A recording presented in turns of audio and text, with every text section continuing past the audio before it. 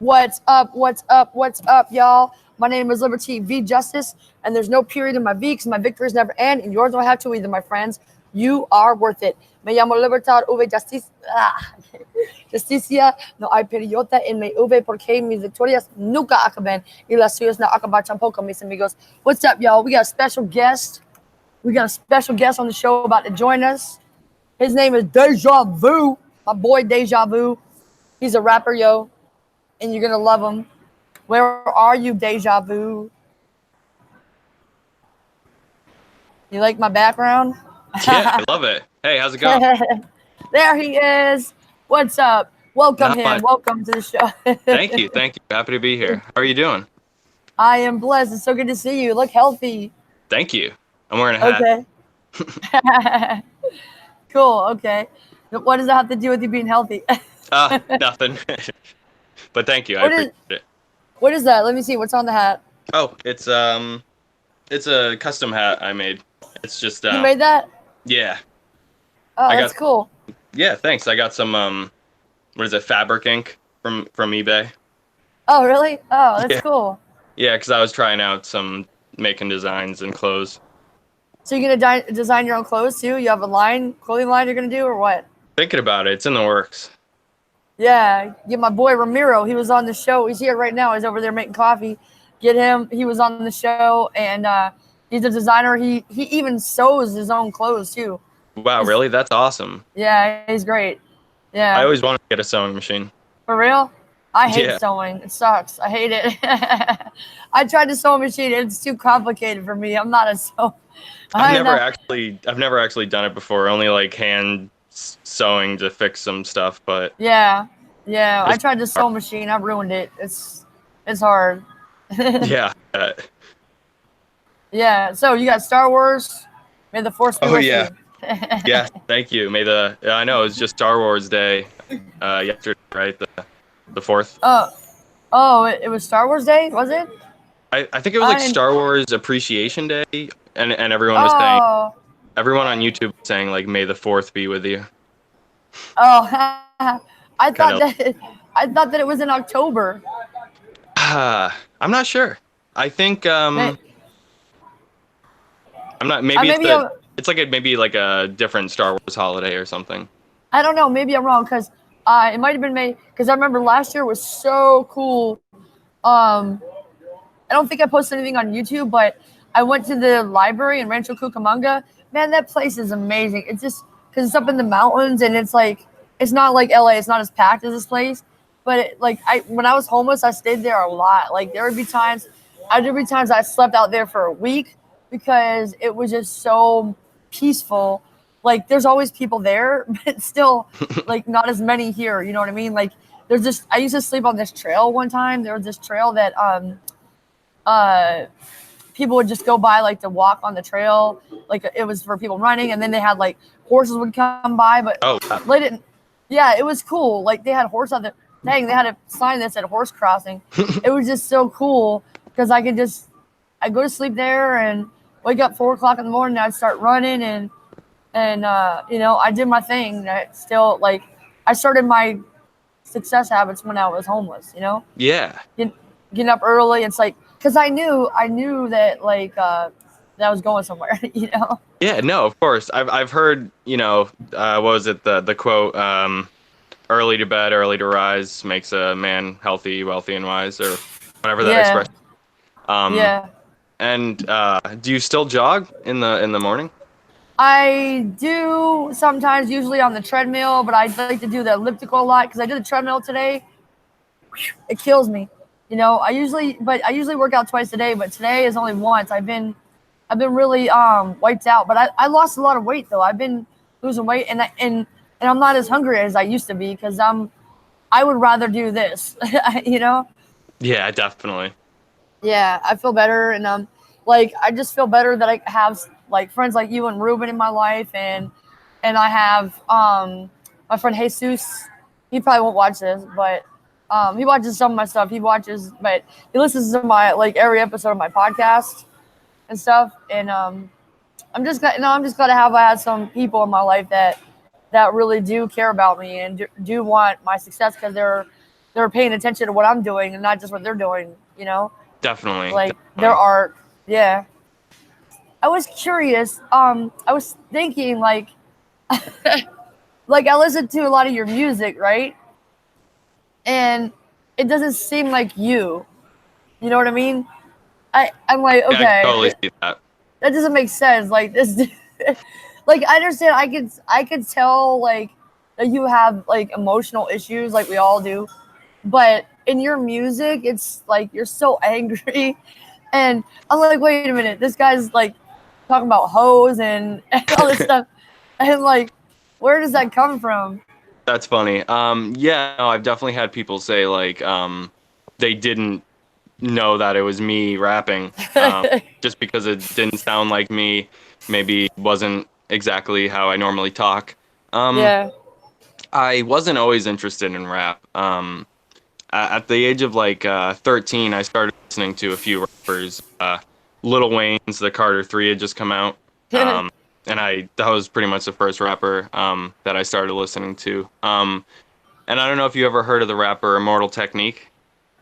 Mm-mm. He's a very big underground rapper. He's got he's sort of like um a really big conscious rapper. You know, he speaks to a lot of problems in society. Um Yeah. and I think at the time I was pretty angry when I first started rapping. Yeah. I was pretty angry, and I guess maybe that's just stuck around for some of my songs. Yeah. Okay. Um. And oh yeah, when did you like at what age did you realize that you were a musician? Oh, that's a good question. Huh. I mean, I guess I didn't really consider myself like when I first started rapping, um, I didn't really consider myself a musician. More so that Mm-hmm. I kind of thought of it more as like slam poetry or something, Mm-hmm. because I was a poet before. Okay. So it kind of translated pretty well. Um, you know, knowing how to write poetry helps know how to write rap or hip Right. hop because it's kind Yeah. of in a way. Yeah. And It is. my mother's a poet too, so I've kind Oh, of okay. yeah, she's a That's great cool. poet. Oh, Um, really? yeah, but The whole family's artistic, huh? yeah, they are. My brother is a comic artist in Boston. My Oh, wow. mom Okay. is a poet and writer. She plays the piano as well. And Oh, wow. my dad's an amazing musician. He plays like every instrument pretty much. Oh, wow. That's crazy. Yep. Um. And my other brother Ross, he is very talented. He makes beats and he also raps. Oh, wow. So does he have any albums out or anything? We're actually working on two albums. One is a collaboration album between him and I, which Oh. is will be called most likely Deja Vu and Gemini Man, which is his Oh. rap. Oh, wow. And That's cool. and he's also working on a solo album. Oh, okay, cool. So you guys have like your own studio down there or something? Yep, I have a Scarlett 2i2 that I use. It's sort of portable. I can kind of take it with me if I need I to. don't, I don't know what that is. It's just it's just it's the kind of microphone it is. Oh, okay, okay. Oh, that's It was cool. yeah, it was like a bundle deal. My boyfriend got it for me. Encouraging my musical talent. Oh, oh. Let's see. I can tell you're getting emotional. I don't want you to start getting sad because Oh no, I'm good. yeah. I feel Uh, positive. you feel positive. Hmm. That's good. Yeah, me too, man. I feel good. I just ate some oatmeal and I you know, it's weird because like I ate oatmeal this morning and I didn't feel as good as I do now. I felt pretty good, but not as good as I do now. I don't know, man. I just like, I've been having kind of like, I just been kind of stressed out because I've been working really hard trying to get this right, and what I feel good. You know why I feel good is like, even after I published that podcast that you listened to, I was so proud of myself and I typed it out and everything, uh, but then I started to feel kind of like, man, I don't know, I felt weak. I just felt weak, and that's how I've what been time was feeling. it? What time was it when you started to feel that? it was like, you know what? Now that I think of it, it's gonna sound terrible. But I was in Santa Monica, and it was after I was leaving Santa Monica. Come back, that's probably what it is. I hate. I don't want to say hate it, but I hate downtown LA. It's like I love LA, but I can't always handle it as like I handle it a lot better than I did when I first came here.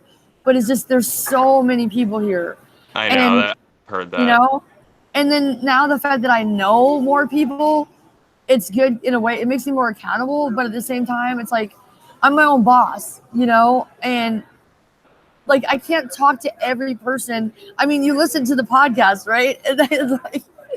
And I ended up talking to like 4 people while they were getting paid, knowing damn well they don't care about me.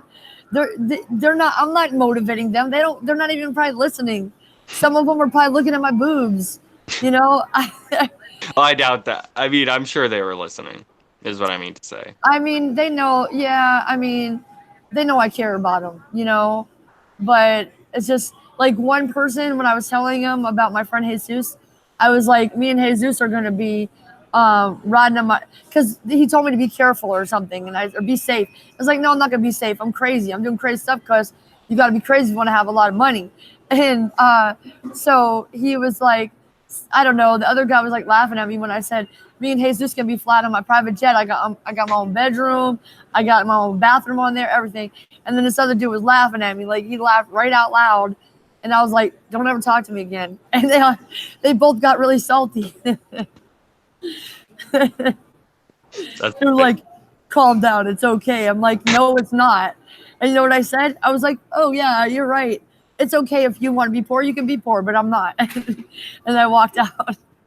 I know, that's funny. I was going to say, do you feel like, like the philosophy, like, what you put out into the universe is what you get back?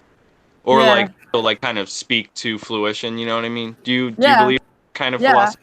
Exactly. Yeah. Why do you say that? I don't know. I was just wondering because I feel like that's part of your message. What do you mean? That I'm trying to get people to say good things to themselves, or? No. Just that, like the more that you speak it into existence and believe it to be true, and it will be true, makes it, more likely that it will happen because like it will be true. Right. Like I'm gonna make the things that I want happen because I don't give up. I mean, I got this far. I'm in LA. I already made I'm working on my album. It's done here. You know what I mean? But I just have a lot of songs written. I just need to, because for so long I had songs written. I have a couple books I wrote that I didn't publish yet, and I'm just tired of wasting time. I'm wasting my gifts if I'm not gonna be.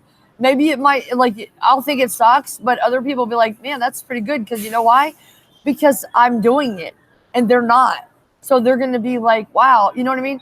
And plus they know that I'm insecure like them. So they're gonna tell me, oh man, you're so great. I love you, because they know they're gonna get my attention. They're gonna get me standing there forever. You know what I mean? I hear you. I kind of wish this wasn't live. Why? Now. But I'm just keeping it real, and because I'm like, people are gonna find out my secret. They're gonna use it against me. I doubt that. You know what I'm saying? Yeah, but yeah, I've been saying for a long time, I'm the best wife ever, and so and now I say it with a lot more confidence, and I don't stand there and keep talking to people. I just usually walk away, but I say it to myself, And when I do something great, I just jump up and down and go. It's just embedded in my mind that it's what do you call it, muscle memory? That every time, when I published that podcast, I was like, I am the greatest woman to walk this planet. And I think that I've been saying those things so long that people actually, they believe it too. No, I do. Yeah. They're like mantras, kind of. Feel like maybe I've been saying to myself a little more too since I first started talking to you. Like what? What'd you say to yourself? You're worth it, Yeah, you're worth it. You look in the mirror and go, you are worth it, Devin. Exactly. I think we all need that. Yeah. By the way, guys, if you're just joining us, I don't see anybody here, but his name is Devin Johnson, and Deja Vu is his artist name. So okay, so you have. So wait, you told me that you haven't published like a full album. You just did a bunch of singles. Yeah, a lot of singles and, you know, sort of like small mixtape projects, nothing official. Some of them were just more like putting a lot of my songs into just kind of release them. But I am working on an actual EP right now with called Ruben.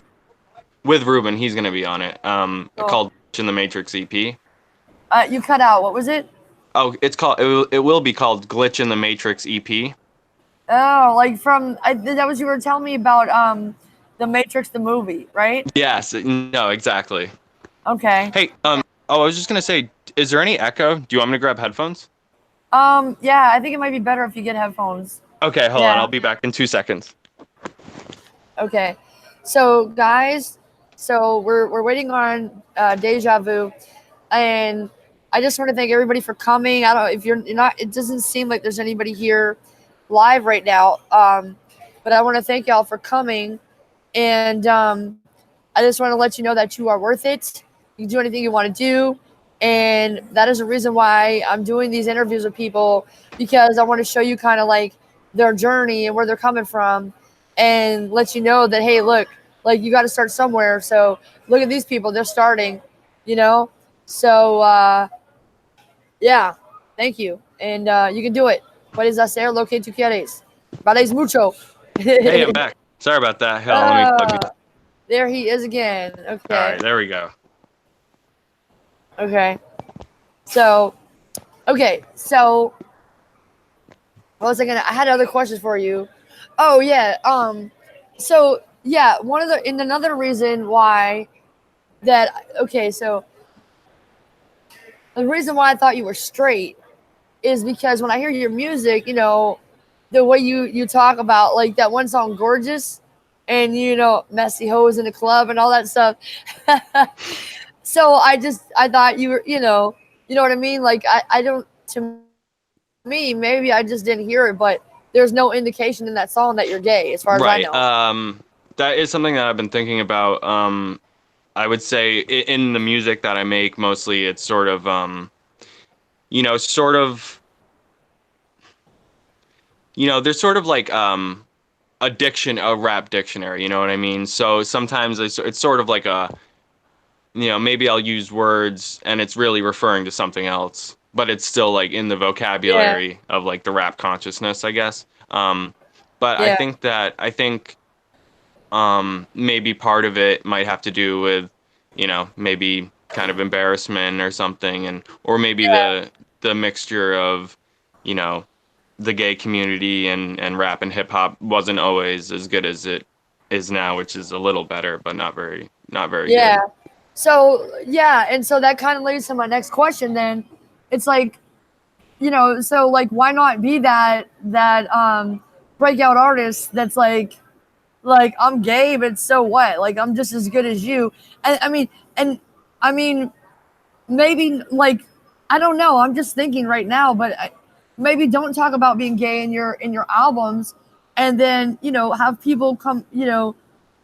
They want to hear you, they want to see you, stuff like that. And then when you get those interviews, then you'll blow people's minds. You know what I That's mean? very true. I have thought of that before, and I think that I think that's something that I probably should do. I think it would make my music more genuine.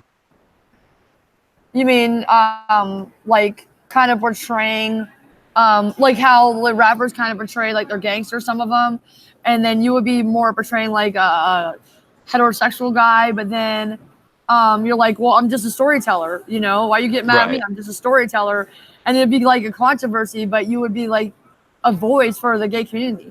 Exactly. You I know? think I have thought of that before, and I think that's a really good idea, actually. Yeah. I don't know. I mean, I think it would be great. I mean, I just think that you know just because you're not talking about being gay in your music, that doesn't make you. I mean, it's art, and it doesn't mean that you're being inauthentic, and I just think it's great publicity. True, true. Kind of You like know? like a shtick or something. Yeah, like look at this, like this gay guy over here, and he's beating Eminem or something. You know what I mean? You know, I hear I you. I don't know. hear you. I don't know something. Do you like Eminem? Do you listen to Eminem at all? I like Eminem a lot. I I actually, love him. my brother and I we watched his first MTV music video, the first appearance live. We Oh, saw, really? yeah. So, what was it? What was the song? The Real Slim Shady, I think was his first Oh, song on MTV. yeah. Yep. Yeah. So I've been following his career since that Critical Mass was hit. Yeah, me too. Me too. I remember that. Like I remember when he first came out, wait, are you talking about the video or are you talking about the live performance It when was. he I was talking about the what? video, but I think you just reminded me. Go on. At the MTV Music Awards, and he when he was talking about Christina Aguilera, they Yup, I she was remember so that. she That was was so hilarious. angry. Oh man. But Uh, but the truth is, I mean, I'm pretty sure that they did have like an affair because if you listen to the song and if you I actually saw that clip of Christina Aguilera um talking about it to I don't remember who those people were even, but I remember her and then I see her laughing and then now I see what he's talking about. Like I mean, I don't know. I mean, I guess I I could could see find out it. if I wanted, but I mean, Yeah, unless you I could don't talk know. to him personally and he was open about it or something. Hey, that's an idea. That's an idea. Like that's an idea. Totally. I would love to have Eminem. I watch your YouTube channel. You comment back to me on your little raps, funny things that you do. It's hilarious. I love it. But if you see this, do me a favor. Come on my show. Hey, shout out to Eminem, I love you, Em. the Yeah, best. he's great. He's great. Like He is. I don't know why he thinks he's so cute though, but he's not. Hey, I guess he's all right for a white boy, you know. But Yeah, like you, I'll agree with that. like you, Which is odd coming from me, but why do you like? Do you like Latinos mostly, or no, just because I'm a white boy myself. oh, you're all right for a white boy too. Nah, you're Yeah, cool. yeah. You're cool. Thank you, But thank you. you're just a little too pale for me though. You know what I'm saying? Oh, that's that. That's my It doesn't, English. That's my English heritage. that doesn't matter anyway because you're gay. Yep. But you still want me, so I don't want to hurt your feelings because I know how bad you want me. Hey, you could still have an opinion on my skin tone. Well, you live in Massachusetts, right? Yep, I live on Cape Cod. Yeah. Oh, Cape Cod. It's like a little island or what? Yeah, it's a man-made island. Yep. Oh, okay. I heard about it. I don't really know anything about it. It's really like a vacation spot. It's sort of like it's where rich people come to in the summers to go to their beach houses and stuff. Oh, wow. But Okay. we live, yeah, but there are like my grandparents I think spent like all the money they had to get to Cape Cod. So Really? it's like it's sort of like a rich island, but at the same time not everyone who lives here is rich. Like the neighborhood I live in, like right down the street, there's a really rich neighborhood. So it's sort of there's sort of two sides of classes here, Yeah. I think it's everywhere pretty much, you know? pretty much. But it's like right down my block, you know what I mean? Yeah. With a Uh, big fence separating it. Yeah, wow, that's crazy. Hey, pretty that's much. you know what? I was just thinking that could be a metaphor for your life. Like right now you're kind of on the fence. Like you're just see yourself being wealthy, you know? Hmm. You know what I mean? Just see You your mean, vision because it's right there. It's like right over that fence, you yeah, know? that's a good point. Maybe, and also in my mind, maybe I'm making it more of a obstacle than it needs to be. Yeah, exactly. I could Hmm. tell from the way you said that you were though you said the thing about the actual fence and the yeah, That's interesting. That is interesting. yeah. I feel that way. Like and I think I was thinking I mean, I want to hear from you about what do you think is what do you think is holding you back right now from actually living your dreams out more like actually going out and getting more songs out and going out and performing, asking people, hey, let me perform here or whatever, like living closer to your potential. Like, what do you think is stopping you? I think, I mean, one thing is I'm still trying to build a fan base. You know what I mean? Still trying to, I mean, Ruben and I have performed before at the Buzzards Bay Cultural Center or Oh, something like that. But that was more just me tagging along with him. But it was fun. I think that I feel um, that I kind of want it to be like the music is something that comes to the side of like my work, but it's something that I'm dedicated to and want to make happen. But yeah, I also have I kind of have like a thing where it's like I almost don't want to make it, you know what I mean? But I do want to make music and have a small fan base. But um I don't know.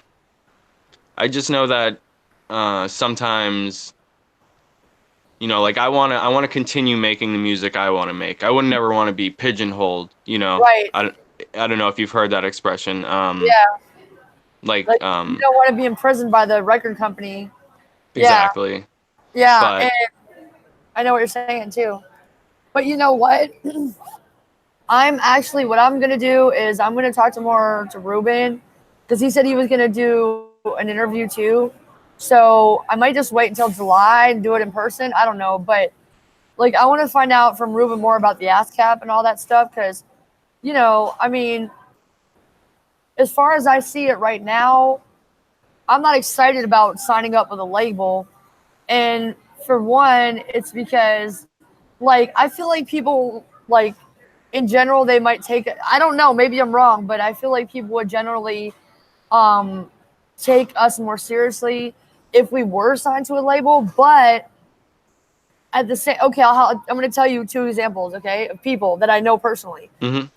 Like one, well, I don't want to say the person's name, but one of my friends, well, not friends, but I mean, a person I like that I get along with. Um, so he just got signed, okay, and the thing is, I feel like,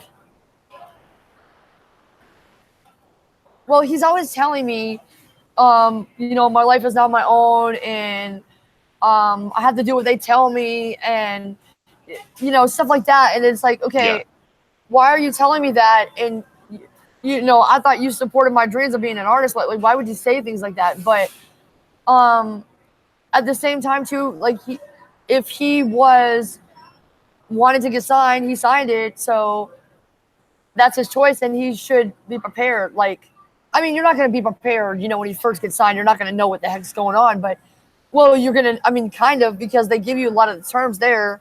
But Yeah. but then of course they're gonna throw more stuff at you, and you should know what you can say no to. Also, and Right.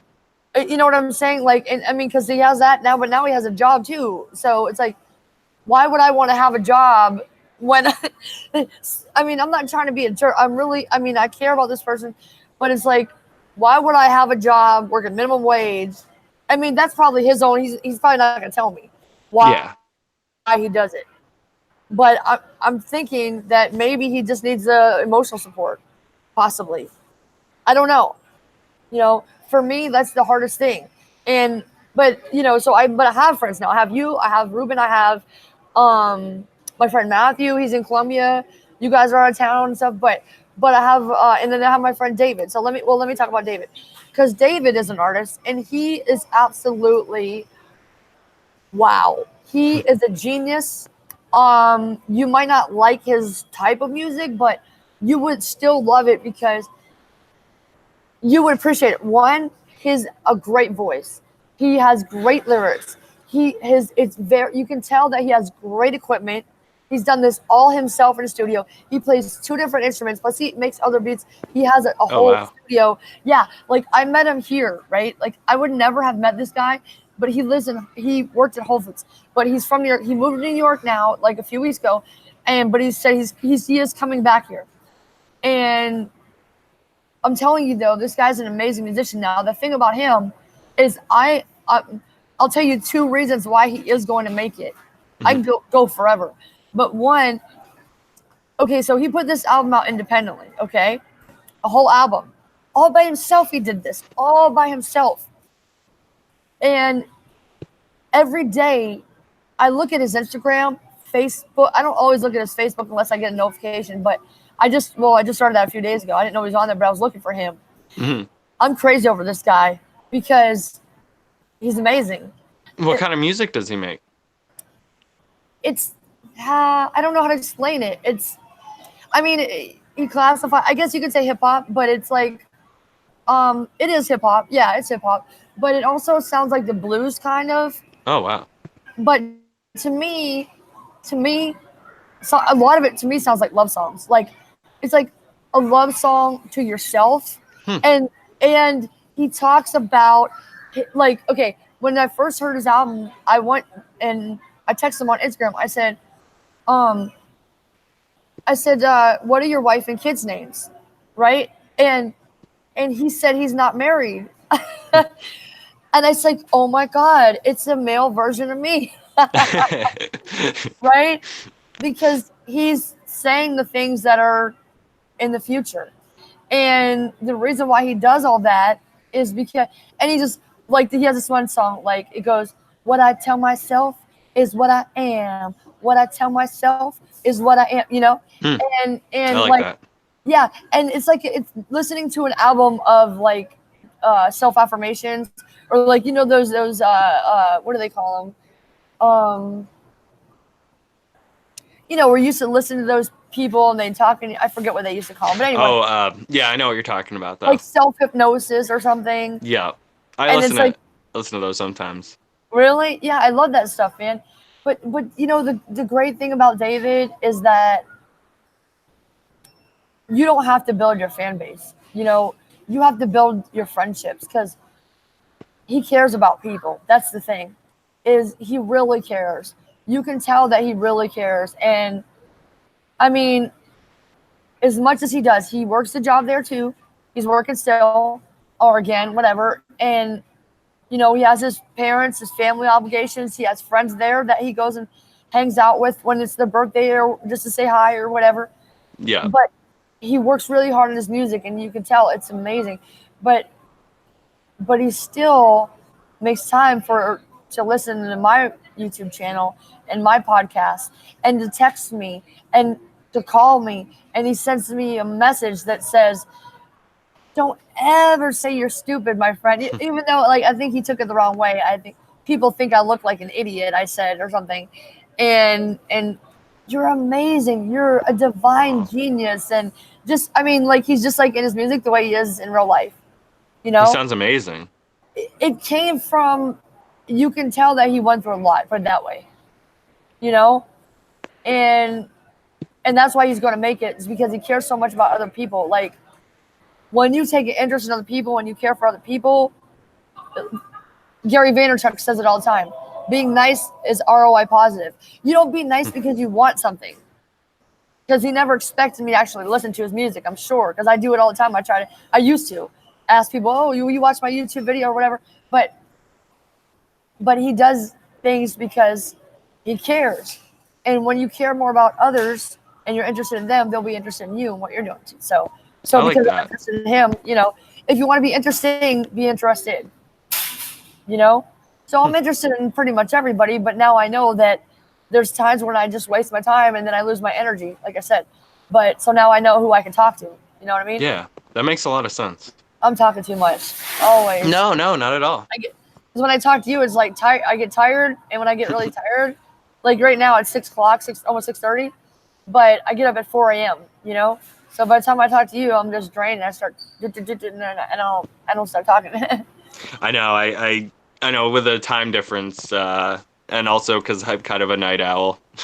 Probably we talk later, more in the afternoon, night where I am. Yeah, I used to be that way too. I used to get up at like 2 in the afternoon, and then I'd go to bed at like 2 in the morning or 3 in the morning, 4 or whatever. But I don't know. I just can't do it no more. Because in the business world, you got to get up. You got to be up there in the day. You know what I mean? It's good. Like it's good to be up at night to be creating, Like if I had my own home, that would be perfect. Oh, I But know. yeah, Um, I don't know. I feel like there was a point where I thought I had like hypersomnia or something because I would sleep like 12 to 16 hours every day or wow, more or more. Um, and there are times where I'm tired a lot, like even when I shouldn't be. yeah. Um, and which can be a problem, especially at work or something. I can be tired at work, but I'm expected to. I had to blow my nose. Sorry, I just didn't want people to see that on No, that's camera. okay. It's okay. At work, I'm expected to, be alert and awake. Yeah. So I have to like drink coffee even though I don't like coffee and stuff like that. You know what I mean? Really? Pretty much. Wow. Um. Wow. Okay. So wait, no, you work at GameStop, right? Yes. Yep. Okay. Um. So yeah, you know what? You were telling me. I forget how you said it, but you said, did you say you were gonna make some movies or?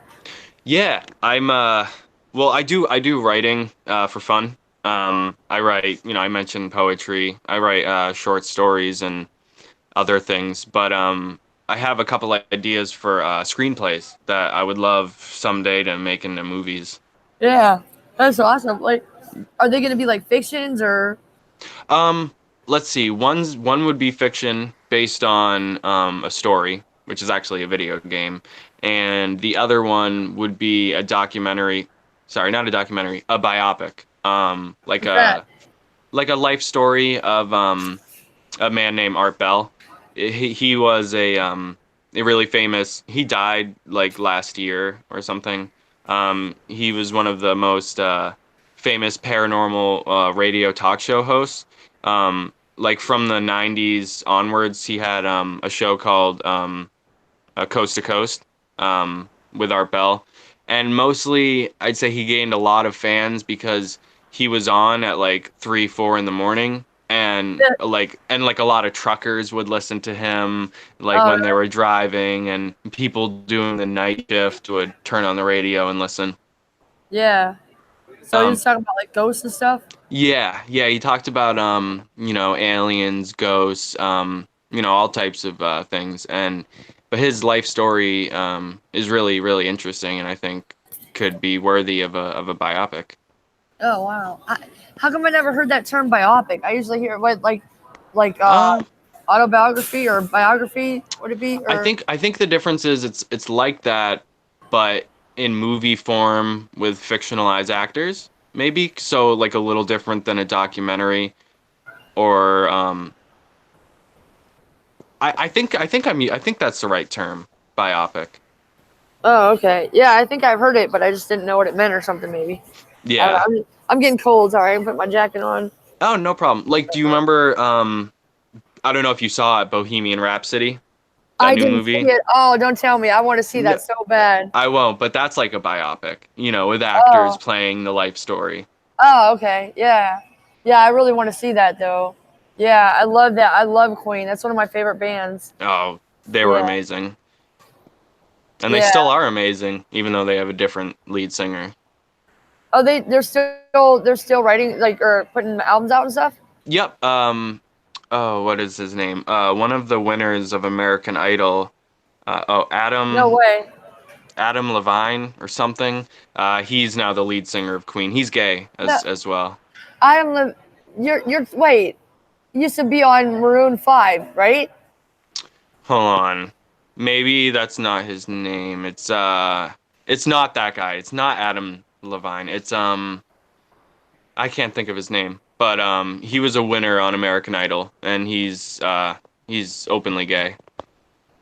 Um, I don't know who that is. But, I can't I'll for some find out. reason. I'll Google Yeah, it or something. for some reason I'm drawing a blank on his name. Yeah, I'll Google it. But you said he was on American Idol. Yeah, he won American Idol. Oh, okay. I'm pretty sure it wasn't Alan Levine then, because I don't think he was ever on it. And plus, I he's must been pegged as a Playboy, you know. But then I Yeah. mean, maybe he just came out. Who knows? I don't No, I mean I think he's straight, but I think I just said the wrong name. know. I think it's Adam something. Okay. I'll like when I see it, I'll be like, oh, okay. Wow. When did they start making albums again, though? Let's see. I know that they were touring probably even after the lead singer died in the 80s. But Freddie Mercury. I yeah, Freddie Mercury, sorry. And then what happened is I guess they asked him if he wanted the singer of the person that won American Idol, they asked him, I guess, if he wanted to be the new lead singer of Queen, and he said Wow. yes, and they're making new music and doing Wow. more shows. So that was just recently, then, like the past few years, or Yeah, past few years. okay. Wow. Where have I been? Oh, that's right. I've been doing YouTube. Oh yeah. Guys, I've been doing YouTube for 4 years. I started this when I was homeless. I need to eat. Can you please donate? I'm just kidding. No, but actually, I think that like I love doing YouTube at times. I don't know, as much as I love to see my friends going live on YouTube with me, but I like to like I prefer to make my movies and stuff. And like, check this out. How about this? Oh, let's do this right now. Perfect. This is perfect. I've been wanting to do this for a long time. Okay, so we're gonna pretend we're playing a role. Okay, you're a guy that I'm in love with. Okay. Okay. So for real, okay. So you're a guy that I'm in love with, and you come over and say, "Hey, Liberty Justice, what's up?" And then and then um, and then I'm gonna tell you I love you, and I want you to say, "You know what I love?" And I say, "What?" And you say, "Chocolate chip cookies." Okay? Okay. Why? You All right. ready? All right. All right. You Okay. want me to start with the Hey Liberty? Yeah. All right. Hey Liberty Justice, what's up? Hey, baby. Guess what? I gotta tell you something. What's that? I love you. I love you, baby. You know what I love? What? Chocolate chip cookies. What? You piece of crap! You heard me. I tell you I love you, and you say you love chocolate chip cookies? Don't you know who I am? What can I say? Chocolate chip cookies are good. You gluten lover. No, actually, I did say that to somebody, and that's exactly what he said. He said he loves chocolate chip cookies. Oh man. And well, you better stop loving him, baby, because I don't want you getting fat. You just lost a bunch of weight. You look great. That's a good comeback. Yeah, and as he was walking away, woo, you could tell he don't like cookies that much. He was lying. It's hilarious. Okay, he likes them, but he's not in love with them because I don't like skinny guys. You know what I'm saying? I like big butts, and I cannot lie. You can tell he is a meat eater, my friend. You can tell. Oh, I That's love so it. funny. Who was that one of your friends in Cali? Well, he's not really my friend because I think he just like stalks me on YouTube. He never Oh, comments, but a lurker. yeah, and he stares at me and oh, I do love him though. He's just so, oh, he's so broken. I gotta fix him. I'm Oh sick. man. I'm really sick because I used to think like that, but to me, like, needy men are just so cute. I can agree with that. Well, you like it when they stalk you and stuff? No, not that. But sometimes it feels good to, I don't know, validate someone. Not stalking though. Yeah. Like, how so? When you, like, tell me about that, about your experience with validating needy guys. Oh man. Oh well. I think that oh, you still there? Oh no, I think we lost you. Oh, there we are. Okay. There we go. We're back. Okay. Let's see. Okay, my experience validating needy guys. Well, Yeah. uh, I think that a couple of the people I've dated have, I feel like in the gay community there is a lot of repression and you know, sort of a lack of self-confidence, probably from that regression. Yeah.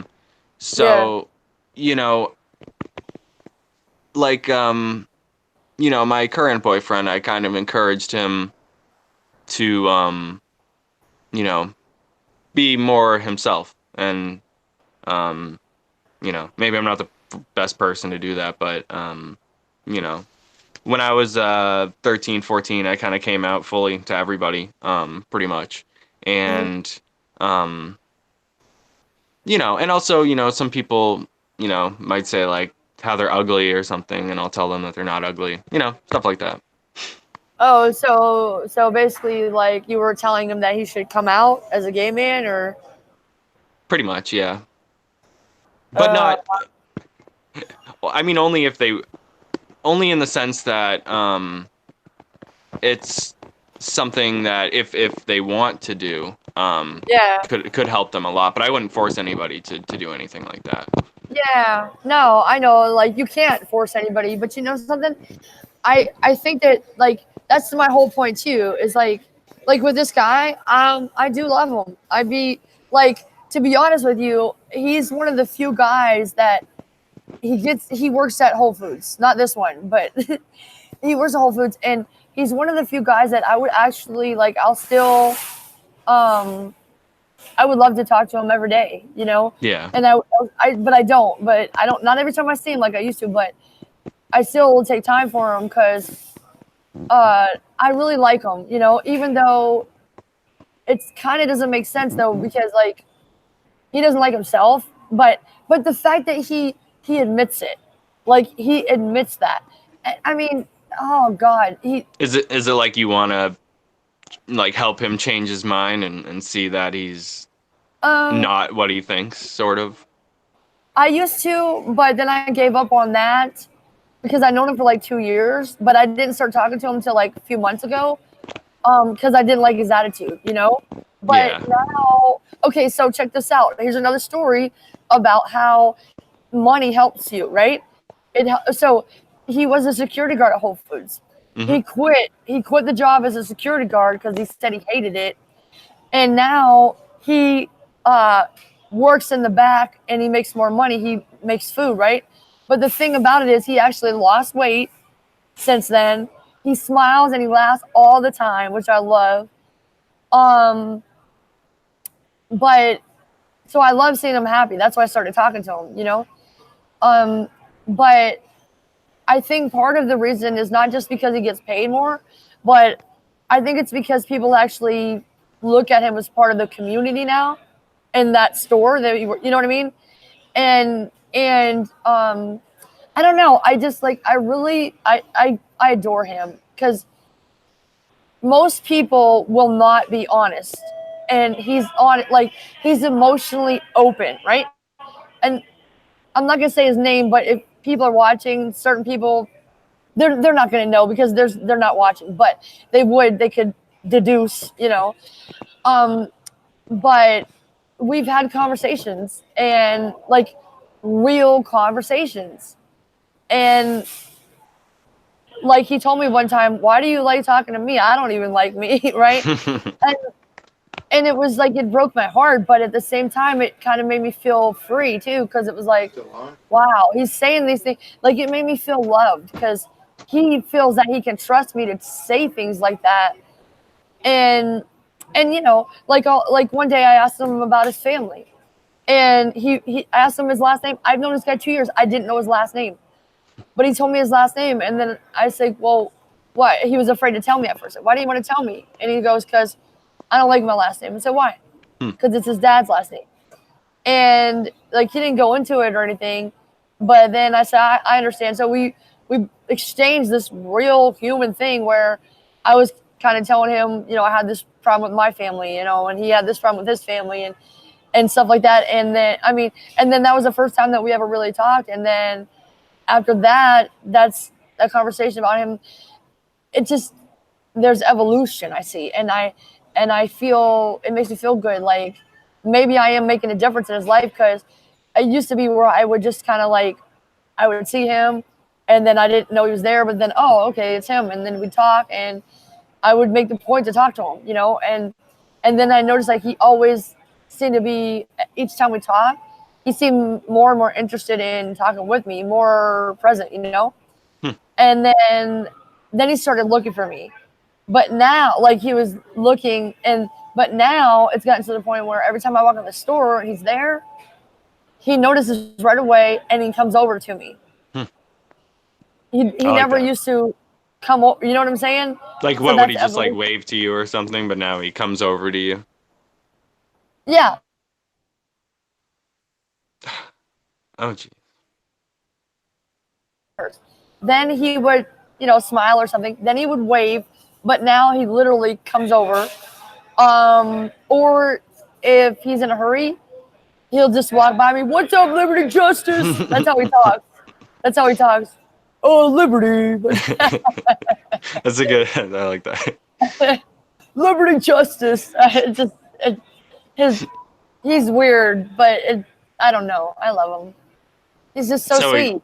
so he's a good guy. Yeah.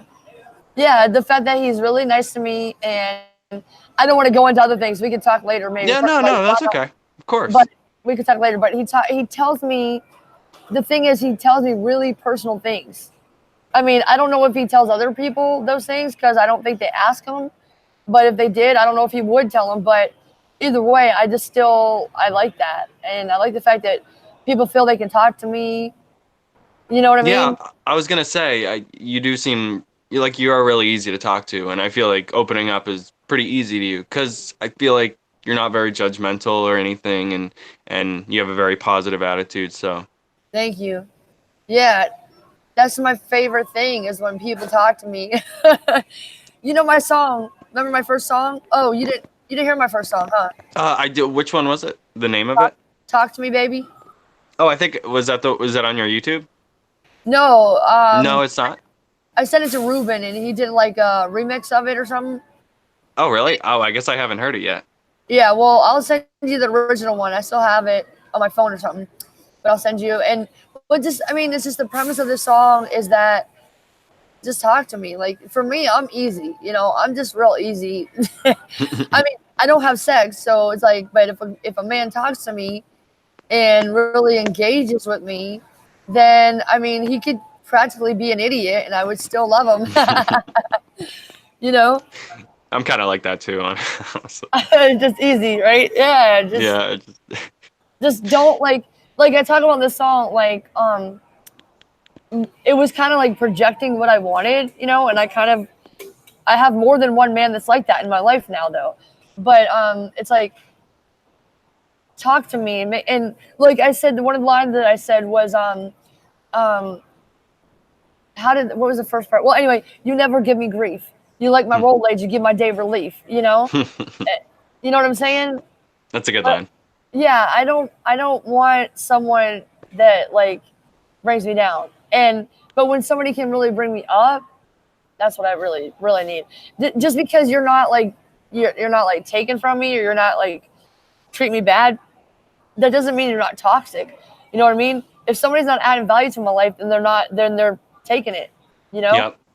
And you know what's Yeah. tough too is sometimes people, like I've noticed, like people that are normally positive, sometimes they're having bad days and they're wicked negative, and it's like, I feel bad, but um, sometimes it's just like, if me trying to cheer them up doesn't help, then maybe they just need a little time to themselves or Yeah. something. You know what I mean?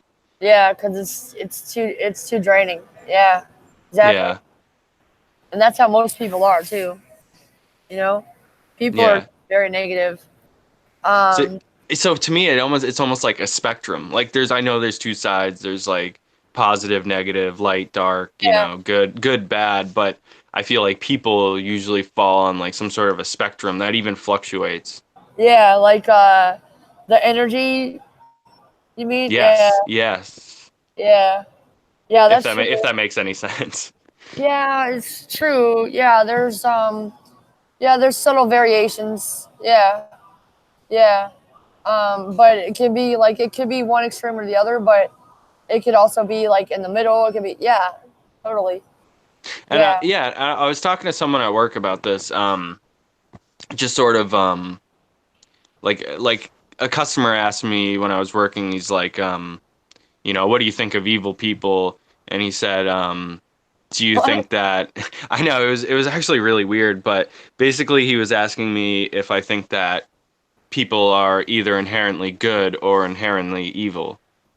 Yeah. And I don't, well, maybe there's some rare occasions where I think that there are some people that are just evil and some that are good.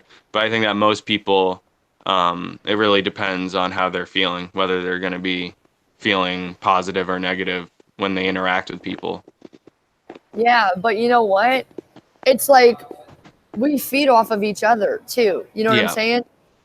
And like for me, I noticed like, I mean, I'm only one person, so one of my biggest barriers to my own success in just in anything that I do really has been feeling guilty or obligated.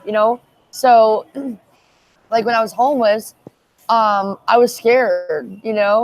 And so like I wasn't scared of people hurting me really or anything, but I was scared of like my own reactions. Like I didn't want to put people down. I didn't want to like get angry and this and that. So a lot of times I just turned stuff inwardly, and I didn't know how to talk to people. Like I didn't know how to tell them certain things, like what I was talking about on the podcast today. And so as a result, I oftentimes I would just end up. I would think, if I don't talk to them, they're going to kick me out of the store, and I won't have nowhere to go. Or maybe they won't kick me out. Like maybe they'll just like be really mean to me or something. You know what I mean? So you And wanted to kind of, oh, I'm sorry, go on. I just didn't want the negative energy around me. You know what I mean?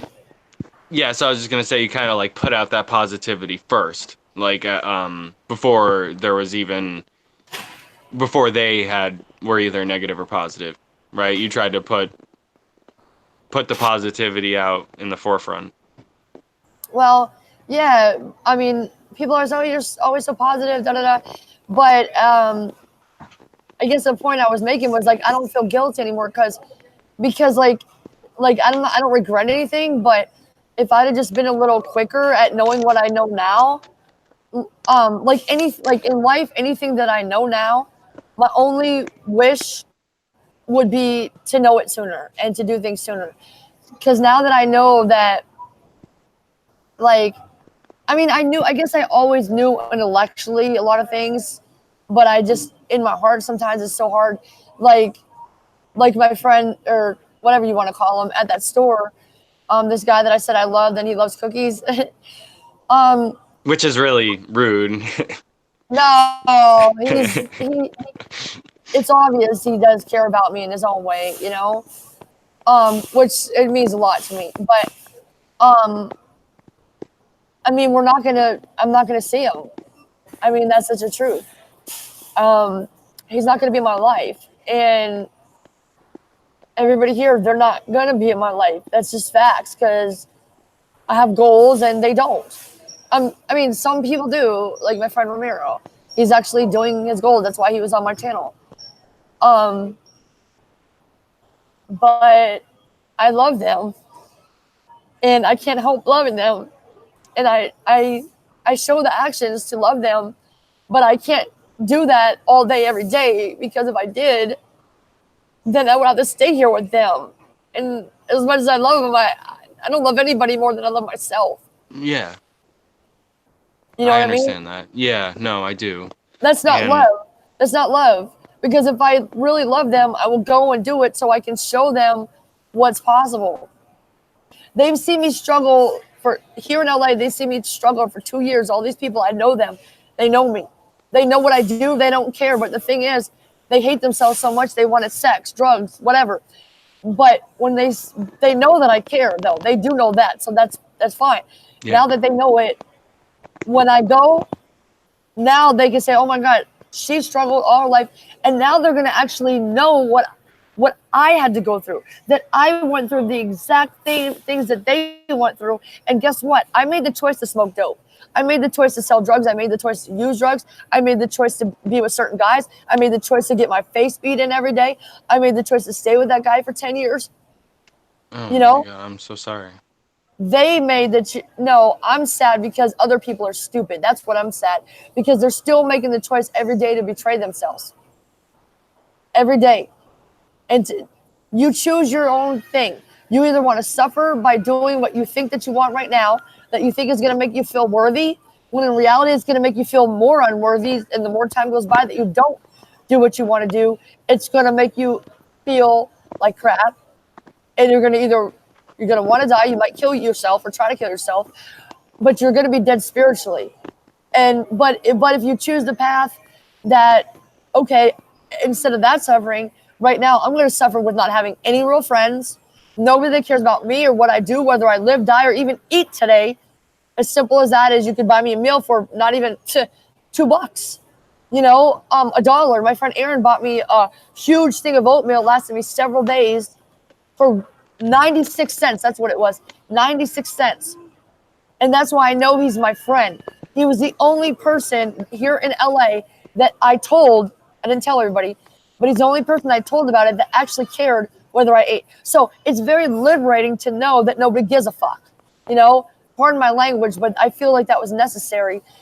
Nobody cares. So the fact that nobody cares, you need to care. I need to care. I care about myself and I care about other people, but caring doesn't mean I have to talk to them all day long while they're getting paid and I am not. And I am homeless on the streets. Okay, now I live in a hostel, but still, it's terrible. It's worse than living outside in some ways, Because, I mean, you said there's like a lot of people there a lot, right? Yeah, there's like 20 people in the house. And I'm not there so that I can entertain you. I'm not a television. You can go watch my YouTube channel, but they're not going to, so I don't even mention it. I just do what I have to do, and then that's it. Because I'm not going to try to make other people feel good, and I'm not going to try to make people do what they want to do. I can't literally take Devin by the hand and say, hey, come on, man, you're a great musician. Come on, let's go. Let's do it. No, you have to do that. Yeah.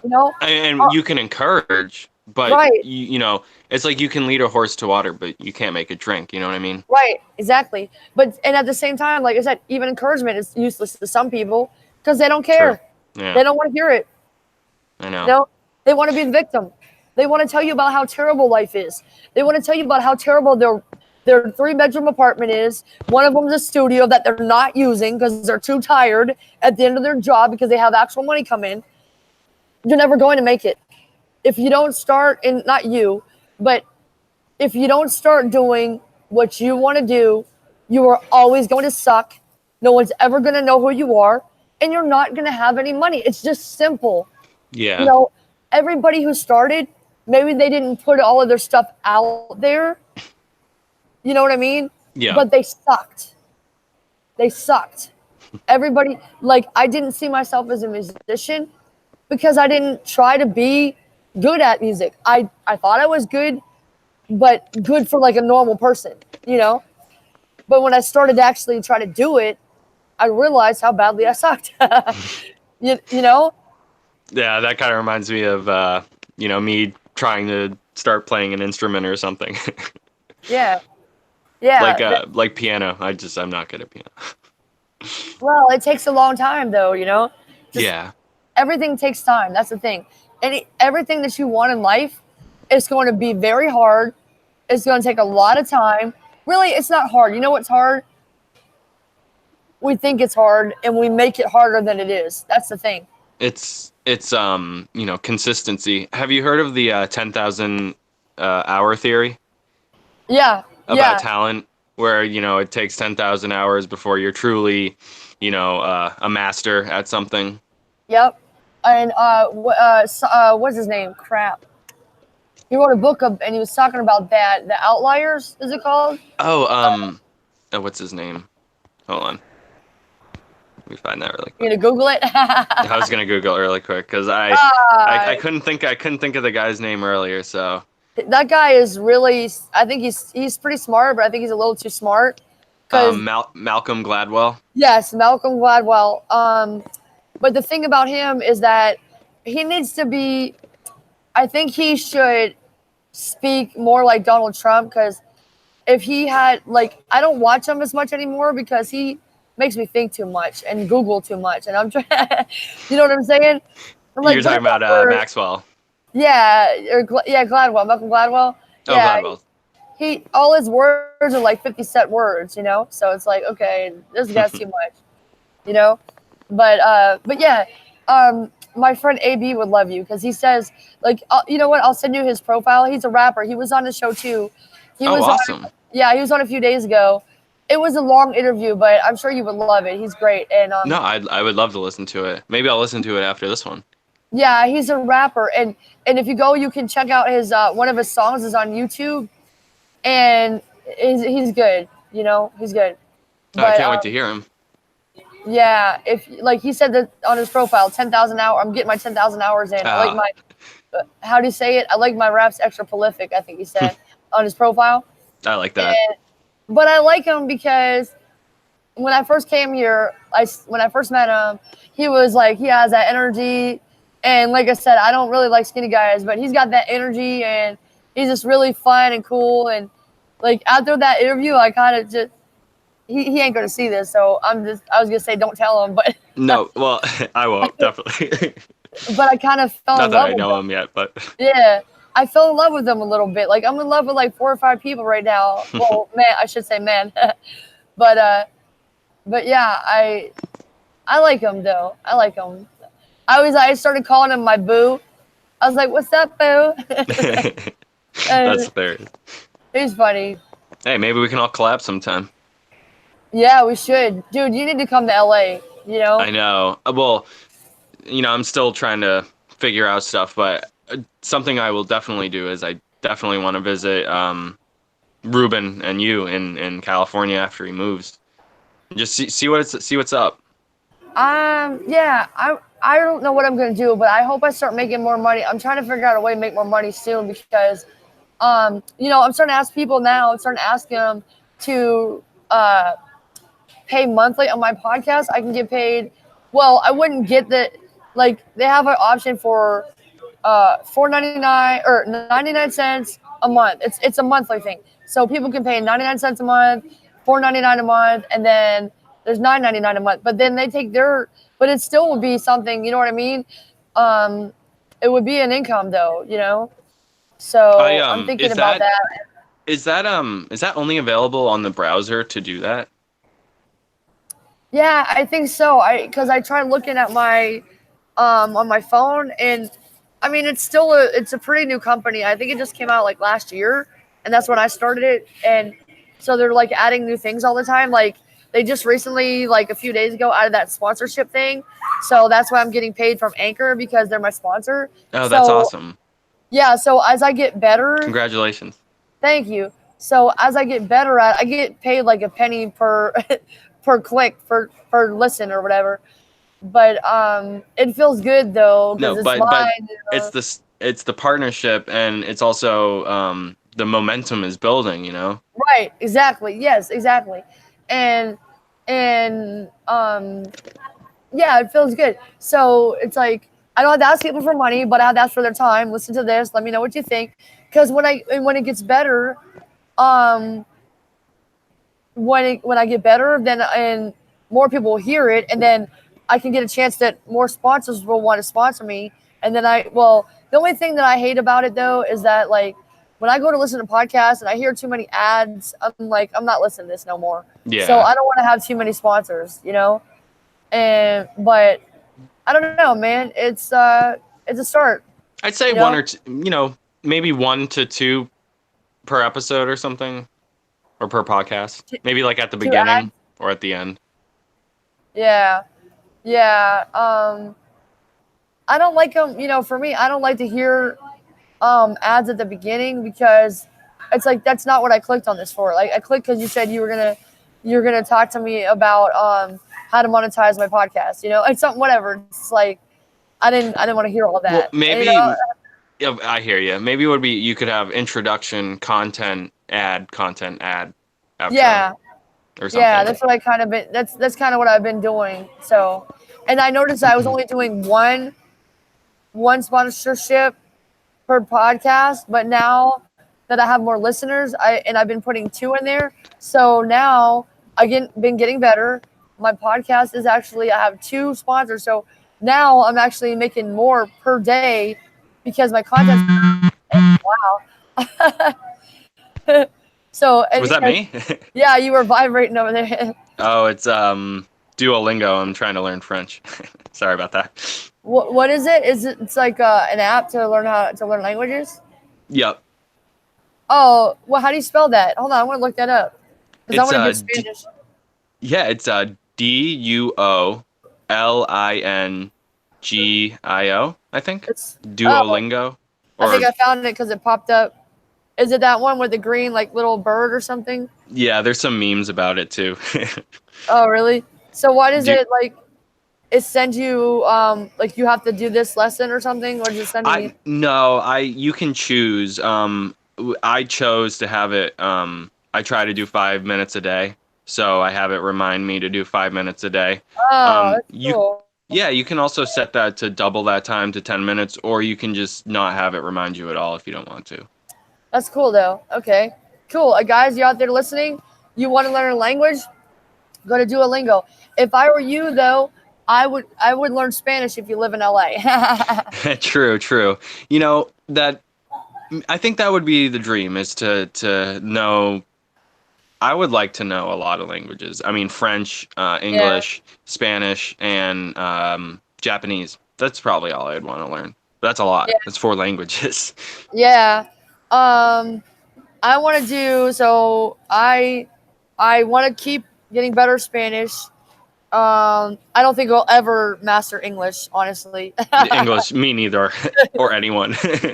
Exactly. Um, but I know a little Swahili, so I want to Oh, continue with that because I plan on going to Africa on my private jet with my husband one day. We're I gonna also want to go to Africa someday. for real. What are you gonna Yeah, do in Africa? Just a I don't visit know. or?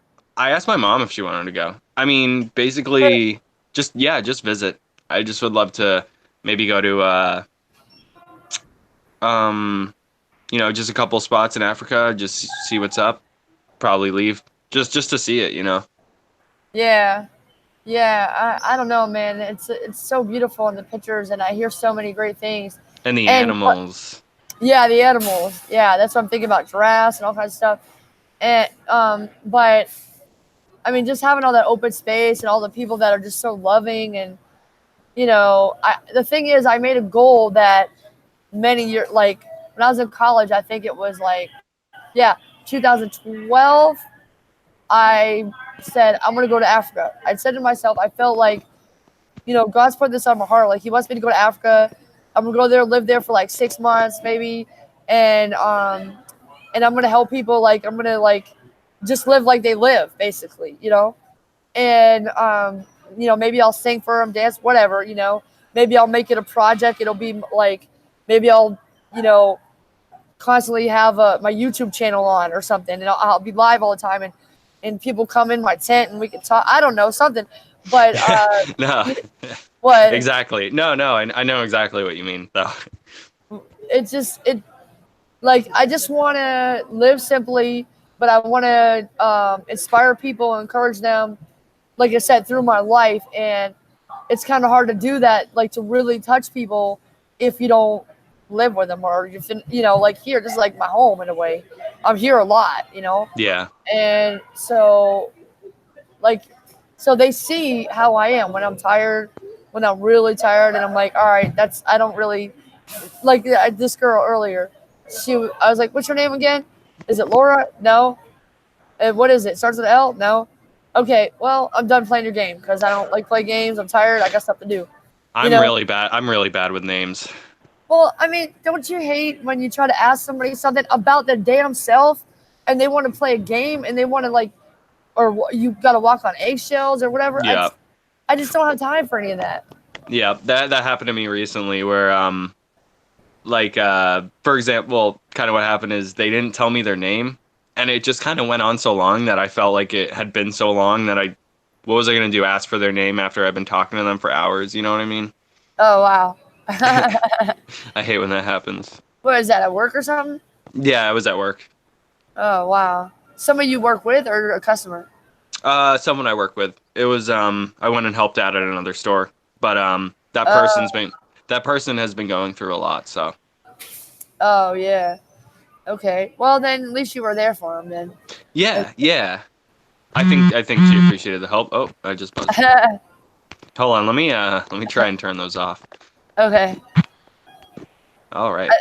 I think it's so weird. It's just so weird whenever you're like, it doesn't make sense that when you're on the phone with somebody or whatever, and it's weird because why is it still doing that? You know? I know, right? I don't Like you'd know. think it would just do it silently and then maybe visually show it to you or something. Yeah, yeah.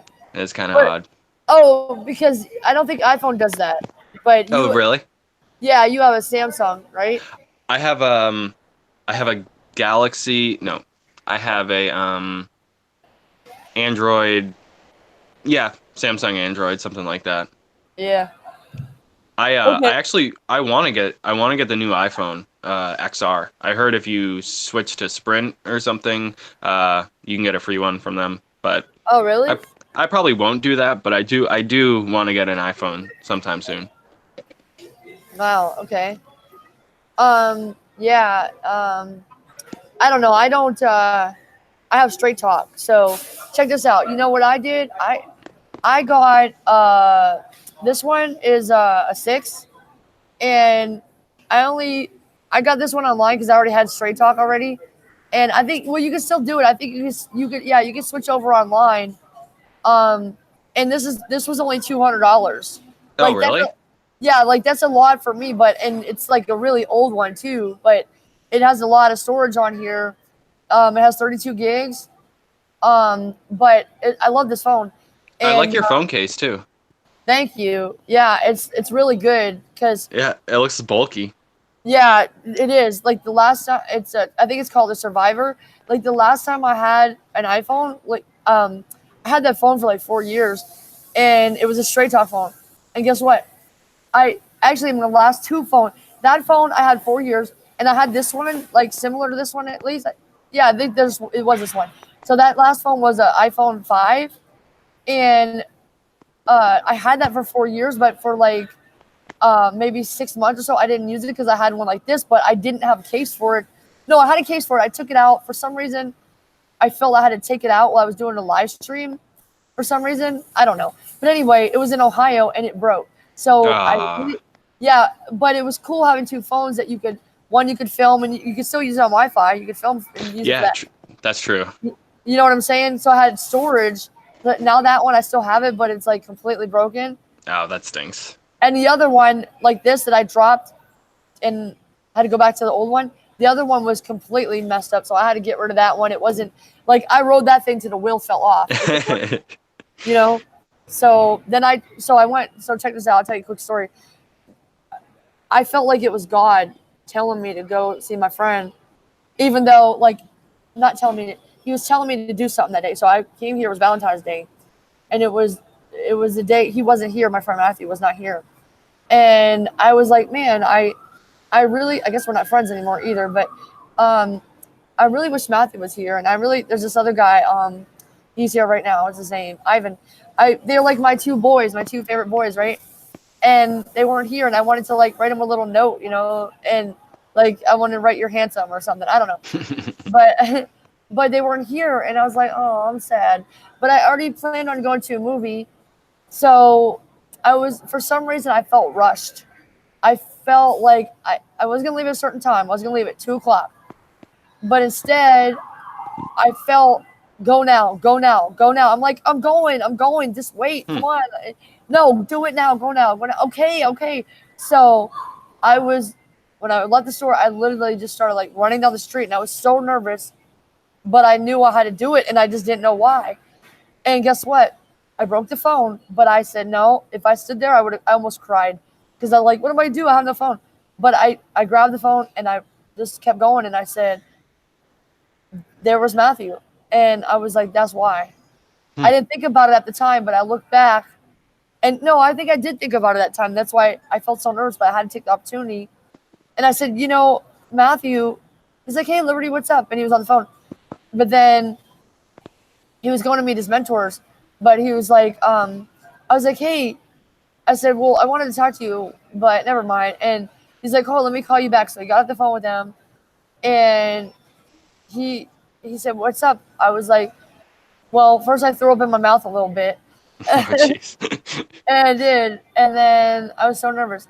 But then I was like, well, I was thinking, I know how much you like the taco truck because there's a taco truck on the corner by my old house where I used to live. And it was literally right around the corner from him. I used to live right around the corner from him. That's how he used to stalk me all the time, and I never saw him. But anyway, so I said, if you want to go, maybe we can go to the taco truck and we can talk about the book. He's like, what book? And I was like, what was the book called? Terry Filbert. What was it called? Am I making myself clear? Because he told me about it. One day he told me about it, and I went and see how smart I am. I wanted to I wanted to talk to him, so I got that book. And he liked that. It was like it touched his heart. So he asked me for my number, and see, the great part about it is that I totally tricked him into thinking that it was all his idea, which it was. No, it was because he was stalking me for so long. He was stalking me. He was not that he was stalking me, but he saw me a lot. And then after we started talking, he started telling everybody about me. I feel like he wants to love me.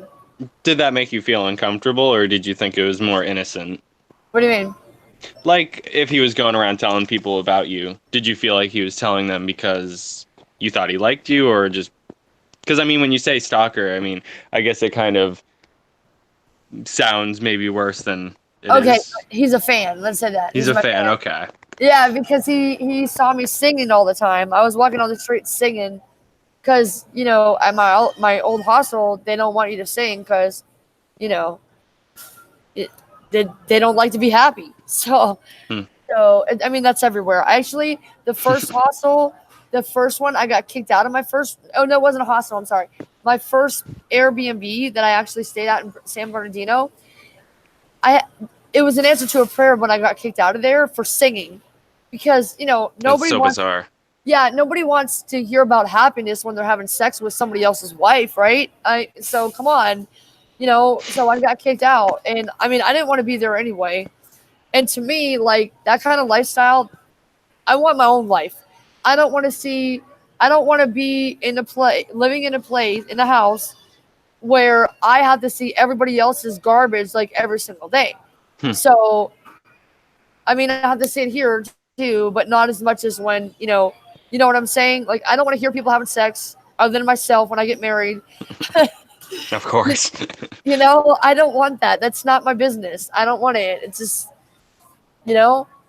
so believe it or not, I mean, this is probably going to sound crazy, but I'm actually a pretty private person. No, I don't think that's crazy. I mean, we're talking here. I can talk about stuff, but I mean, and I'm pretty open with most people, but it's just like, I don't think people really know me. Few people really know me. Put it that way. Not that I don't want people to get in, but people just don't want to. So what's the point of trying to share things like your personal thoughts with people who don't care? Yeah. I mean, I feel like I'm getting to know you. I mean, I've never met you in person, but, I feel like I'm kind of honored, that you opening up to me. Yeah, thank you. I mean, I feel like I open up more. I think we have better conversations when it's just me and you, like on the phone or FaceTime or whatever. Like if the one time we did this and it was like private, Yeah. Yeah, when it comes to when they're gonna interview me, like when I have my album out and stuff like that, and I love to tell people about my mission and, how I was raped as a child. And I got over that. I'm proud of that because I'm glad it happened because now I can help other people with that. But when it comes to like who I really am, first of all, like I said, I don't think the world really cares either. Like people that are my fans, they probably would to a certain extent, but they're more interested in the things that I got through. How did I make it as a musician? My 3.5 years of being homeless. You know what I mean? Yeah, no, I do. Like, everything that you've done. I mean, in a positive way. Just like, Yeah, right. Yeah. I'm not saying that's a bad thing that they don't people don't really want to know me. I mean, I don't really care. I don't want them to I don't want them to like I mean, not that I don't want them to either. It's just like there's really no point in it. Cuz I think I was just gonna say, I think these days, I feel like a lot of people are very involved and yeah, and kind of right. so self-absorbed. It's like they might say hi and whatever, but it's like they're just going right back to Yeah. that one track mind. Yeah, being phony and yeah, like I think the thing is too, like with most people, the reason why they're like that is, or well, with all people that are like that is because they don't like themselves. So, can I tell you something? This is gonna sound like it's totally counterintuitive. Okay, so I used to think like that, right? I used to think nobody cares about me, blah blah blah, and right. So my thought is, like I said, I heard this from somebody, and it's true. If you want to be, I wrote this in my book, but now I can't really say that I made this up or thought of it because, like you said, there's really nothing new under the sun. You Yeah. know, it's all like we're all saying the same things, and thinking the same thoughts, but just saying them in different ways. Well, depending on what frequency you're on, if you're in a positive vibe, everybody else is thinking the same thoughts. Exactly. Like The Simpsons already did it. Yeah, like you're in a like if you're in a good uh, path in your life, everybody else has got the same mindset, and the people that aren't like. So I used to think nobody likes me, blah blah blah. So what I did was I decided, hey, I'm going to be a superstar because the way I'm going to do that is that I'm just going to be caring about other people. I'm going to be interested. My grandma was like that. You know what I mean? She cared about people. She didn't just like care about who they are and ask questions like, well, about their life and all that. But when it comes down to it, somebody's parents died or something, she goes over to their house and brings them food. She calls people up. She sends them cards, and she just would send cards just for no reason, just because she just wanted to send a card, just to That's say, something I feel like people do not do that very much these days.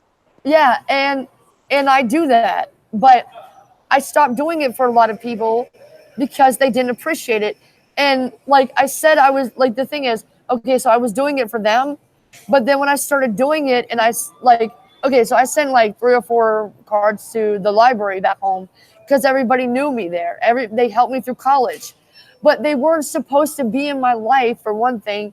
They are not going to ever do anything with their lives that they want to do because they just don't want to. Okay, Yeah. so but I send them these cards, and I go and I love them, but when I go back home, I don't like being around them anymore because I can see their true colors now. You know what I mean?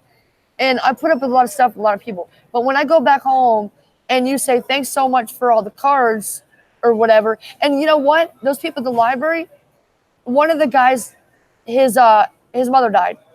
And I found out about it. I read it in the paper, and I found out, and I had to take 3 buses to a place that I'd never been to in town, part of town, and I went there, and I was there supporting him because I know he cares about me, but most importantly, even if he didn't, I cared about him, But when you do all these things for people and you send cards and everything, and they don't even acknowledge you and say, hey, I got your card, thank you. But you go back home, and all these things piled up that you did, and you're still like, I'm still working my tail off, not just for me, but to show the world that you're worth it, to show that somebody cares. But like I said, I'm one person. I lived in 3 states for long periods of time, and nobody can expect me to do that for everybody, you know? But you gotta say thank you. See, the reason why most people are poor, two reasons. They're ungrateful and they complain and they have excuses. And so I decided I'm gonna get rid of my excuses. You know, if I could fill up my bank account with excuses, I'd have been a millionaire 20 years ago. Me too. You know, I would have been. I'd already be the wealthiest person to walk this planet financially too. You know, I had a lot of excuses. I try not to do that either anymore. There's no excuses because if you want to do something, you'll find the way. But making excuses just delays you. Yeah. I mean, it's like everyone makes mistakes, but that doesn't mean you need to make excuses. Right. Just be honest. Right. Hey, you know what? You know what I found out? Sucking and being seen is better than not doing it. Yeah. Like, I suck at talking to people sometimes, you know, but it's just the fact that I'm there talking and they're listening. I'm like, what the hell did I just say? And they were laughing and they have no idea what I just said. I'm like, I look like a total idiot because I told a story and it made no sense. Right. But it doesn't matter because I was there. I was listening to them. They were listening to me. I was looking them dead in their eyes. And they know that I care. I'm interested in them. And then the next time I see the person, I remember their name. And I started a conversation, try to make sense this time. That's why it's better to listen. No, I know. It's tough. I definitely like to, listen and stuff. Sometimes people tell me their names and it literally just goes in one ear and out the other. And I kind of hate that because it makes me look like I wasn't listening or I didn't care. But it's honestly, I think it's just like a short-term memory problem or something. No, you know what I think it is? I think it's the fact that you're like me. And so you care about people, you have that light about you, and you're very intelligent. Thank you. I'm serious. Like, people want you around. So I can imagine you leaving your house and, you have to go to work and say you have to leave like an hour earlier because everybody tries to talk to you. And you can't say no. So then you get drained and you're like, shit, what was I doing? Oh, that's right. I was supposed to be at work. That does happen. Not like for example, when we went to we had a work party. It was like a Christmas party for GameStop. We went to a restaurant near here. And then afterwards we went out to a bar. But yeah, I mean, it's like I ran into like a million people I knew and I like couldn't like say no, talking to everybody, just like draining me of energy. Yeah. See, that's the behind the scenes that people don't see about artists. But like I said, when you realize that, like, one thing I realized is that there's a lot of people that when they see you, they love you, but when they don't see you, they don't try to contact you, right? Yeah. So that's very, like I said, very liberating, and when you, like me, I think about time and the fact that, like, me talking to this, I could just say hi and just keep walking. Because me talking to this person right now and sitting here talking 5-10 minutes, I mean, that's going to take away 5 or 10 minutes from being with my husband, you know? Because I need to work. Check it out. I've been single all my life, but I've been wanting, like, I feel like I've been missing this part of me, in a way, like, not missing anything, but that I really want something. I've always wanted a family of my own. Like, I never really had a family because, with my family, they're not, like, family's supposed to be loyal and they're supposed to be good to each other and all this stuff. It's supposed to be there. But my family, most of my family can't be there because they're so emotionally stuck, So I want to show my family the way. And, like, I would be the first woman, or first person, I should say, in my family to never have a divorce and to be happily married. And yeah, most of them cheated too. So I'll be the first one to be faithful. But yeah. So, and think about this. I've in my life, I only cheated once. And that was when I was with this guy, not the one that I got rid of 10 years ago that beat me. Another one that beat me though. And I mean, not there's any excuses for being unfaithful, but I was living in a house with a ton of people, and a lot of people were coming and going. We were into drugs and everything, so I was unfaithful one time, and that was the only time in my life. And that guy's dead now. He was murdered. Oh, jeez. He was So murdered? yeah, I tell Oh, you, my God. I'm telling you, I'm gonna write some good stuff, man, because I just take it off my life. I just take it out of my life. Like, I had a boyfriend that was murdered. I had, like, the police were following me around the whole time. I had, at the time, I was pregnant, and I lost a baby, obviously. Oh, I'm so sorry. I'm not sorry because I don't want to be tied to a person like that. So it was probably the best thing to happen, you know? I mean, and think about how my life would be today with a 21-year-old child, you know? Yeah. So I wouldn't be where I'm at right now. If all the things that happened didn't happen, I wouldn't be where I'm at. So I'm very thankful, you know? Yeah, I mean, I'm just saying, like, I could write some really good movies. Oh, And I'm definitely. going to. I'm going to. I'm going to. Oh, you will. I'm going to write, and I'm telling you, I got sick stuff in my head that I really want. I'm going to write some fiction because I'm going to write some really, it's going to be crazy. And then I'll help you make the trilogy adaptation. Yeah, let's do it, man. I'm telling you, it's going to be great. Man, I wish you were here right now. Yeah, no, me too. I'd give you a hug. I'm so glad to meet you. And I mean, not right now. Whoever's watching, we met. When did we meet? Like 2 weeks ago? It was like wait, on the Gunna concert was on, which got canceled the day that I first talked to you. Yeah. That was going to be on April 22nd, I think. So it was about 2 weeks ago almost. Yeah. Ish. Yeah. I'm bad at math. Yeah. That's okay. Yeah. And when you called me, Ruben was drunk. I know. I know. But that was so funny. He was all right. After the phone call, though, it went a little bit south. But we love Ruben. Shout out to Ruben Wallen. I don't think he's watching, but I do love you. He's so funny. I'll send him this link later, so he'll see it. I'm sure. Oh gosh, he's so funny. But did you hear what he said to me? Did you hear what he said? He was like a little boy. It was so cute. I was like, Ruben, are you drunk? And he was like, yeah. Are you mad at me?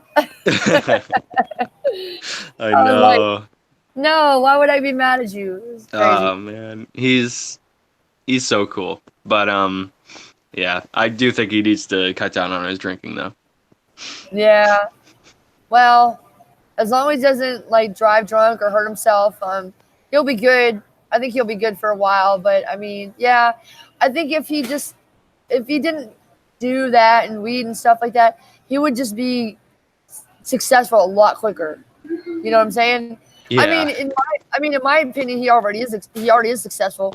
I think that too. Well, because he's so great. You know what I mean? Like he's just like, it seems like he's very confident. Like he knows what he's doing. But I think he should have just. I think I don't know. I wouldn't say be homeless. I would never recommend that. But I mean, I hate Whole Foods. Like, I don't even like coming here a lot of times. But I do because it's like, okay, so I know a lot of people here. I feel like they got my back. And I also because I'm sick and I believe that, like, through all the crap that people, all their energy, like, I'm fighting it. But no, I don't even have to fight it. Like, when I'm here with you, I'm here with you. That doesn't bother me. But when I'm not engaged with somebody that I really, like, well, I'm always care about all people. But you know what I'm saying? Like, when I'm engaged with someone I really care about, I don't think about nothing else. I don't think about these people over here. I don't think about, it's just the best thing. The best thing in life is to have somebody when you really, that's what I'm trying to, like, I want to tell the world that too. That's another message is that when you have people around you that you really feel they got your back, they support you, they care for you, and you know what I'm saying? Stuff like that. And not just by saying it, they don't just say it. You know what I mean? Like, you listen to my podcast, my friend, Jesus, listen to this. Jesus listens to my podcast because he is a genius, and he knows I'm gonna make it. So he wants me to be a sugar mama. He, for real. I always used to tell him I'm not gonna say it no more because he has his own goals, you know. So I love that.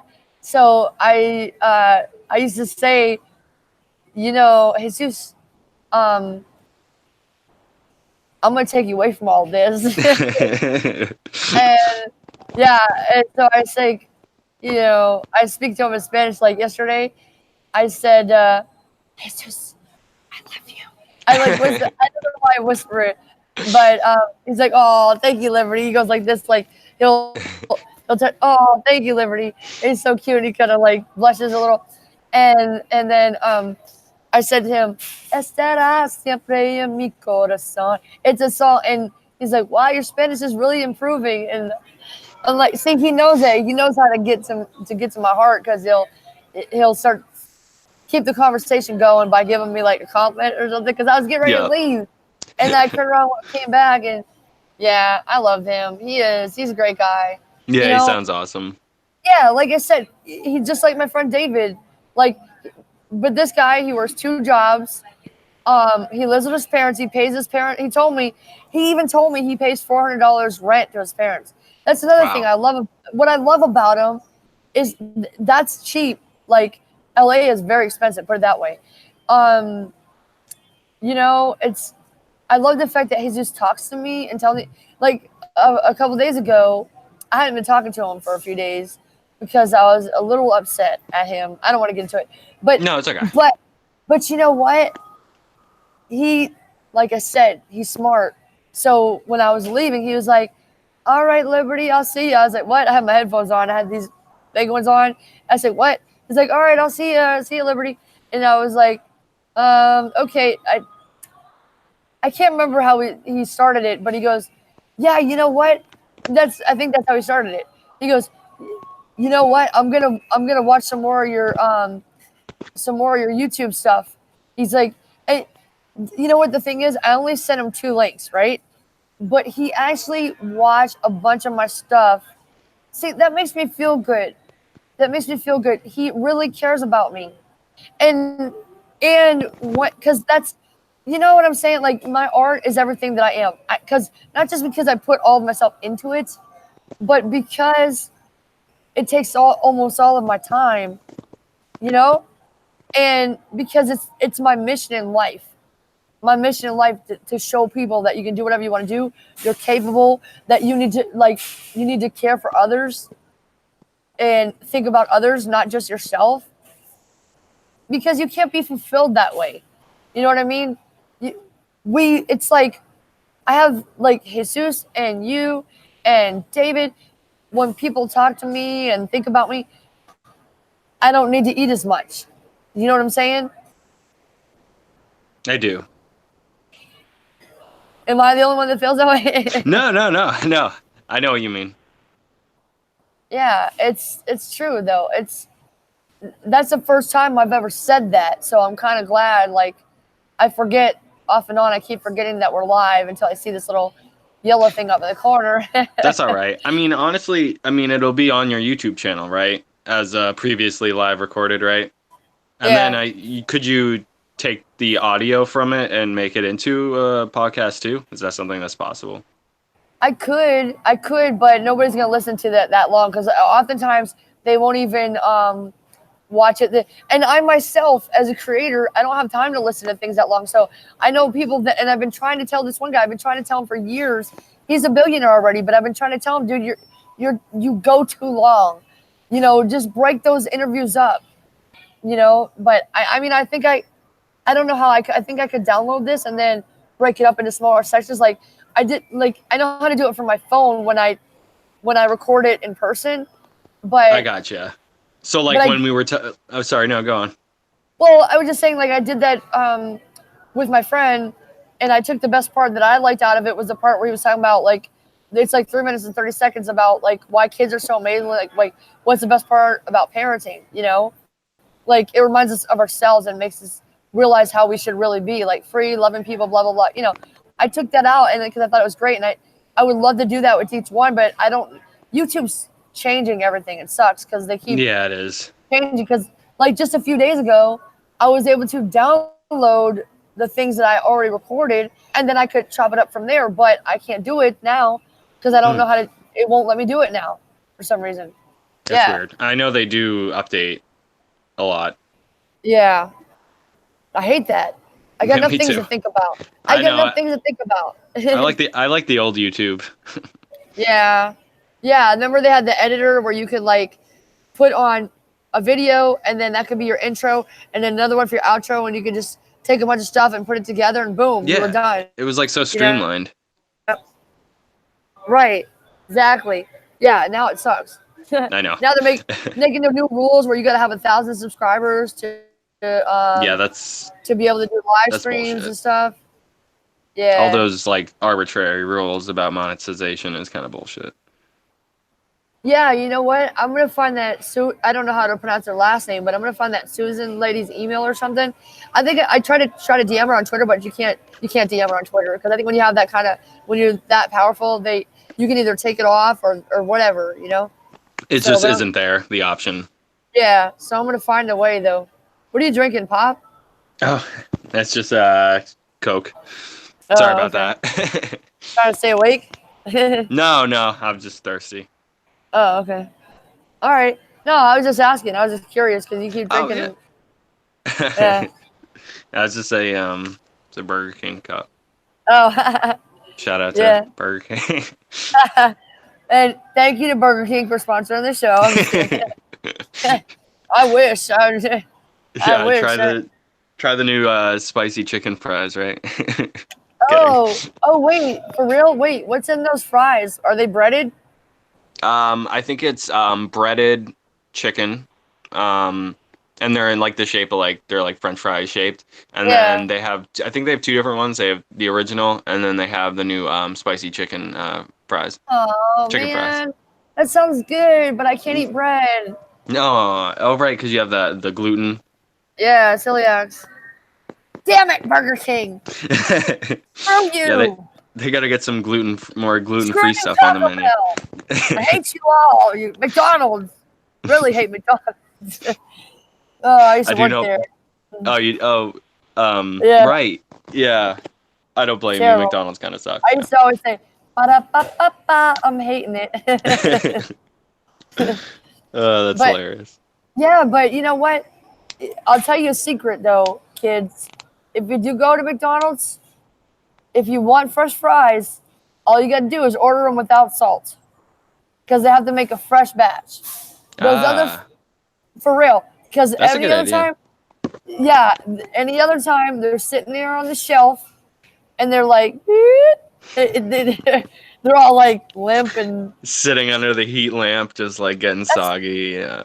Yeah, that's disgusting. Like, damn, no wonder I didn't like their fries. I can't eat them anymore anyway because they got like all kinds of formaldehyde in them and stuff. Yeah, there's a bunch of shit. YouTube is gonna like get rid of my account or something. I'm talking about McDonald's.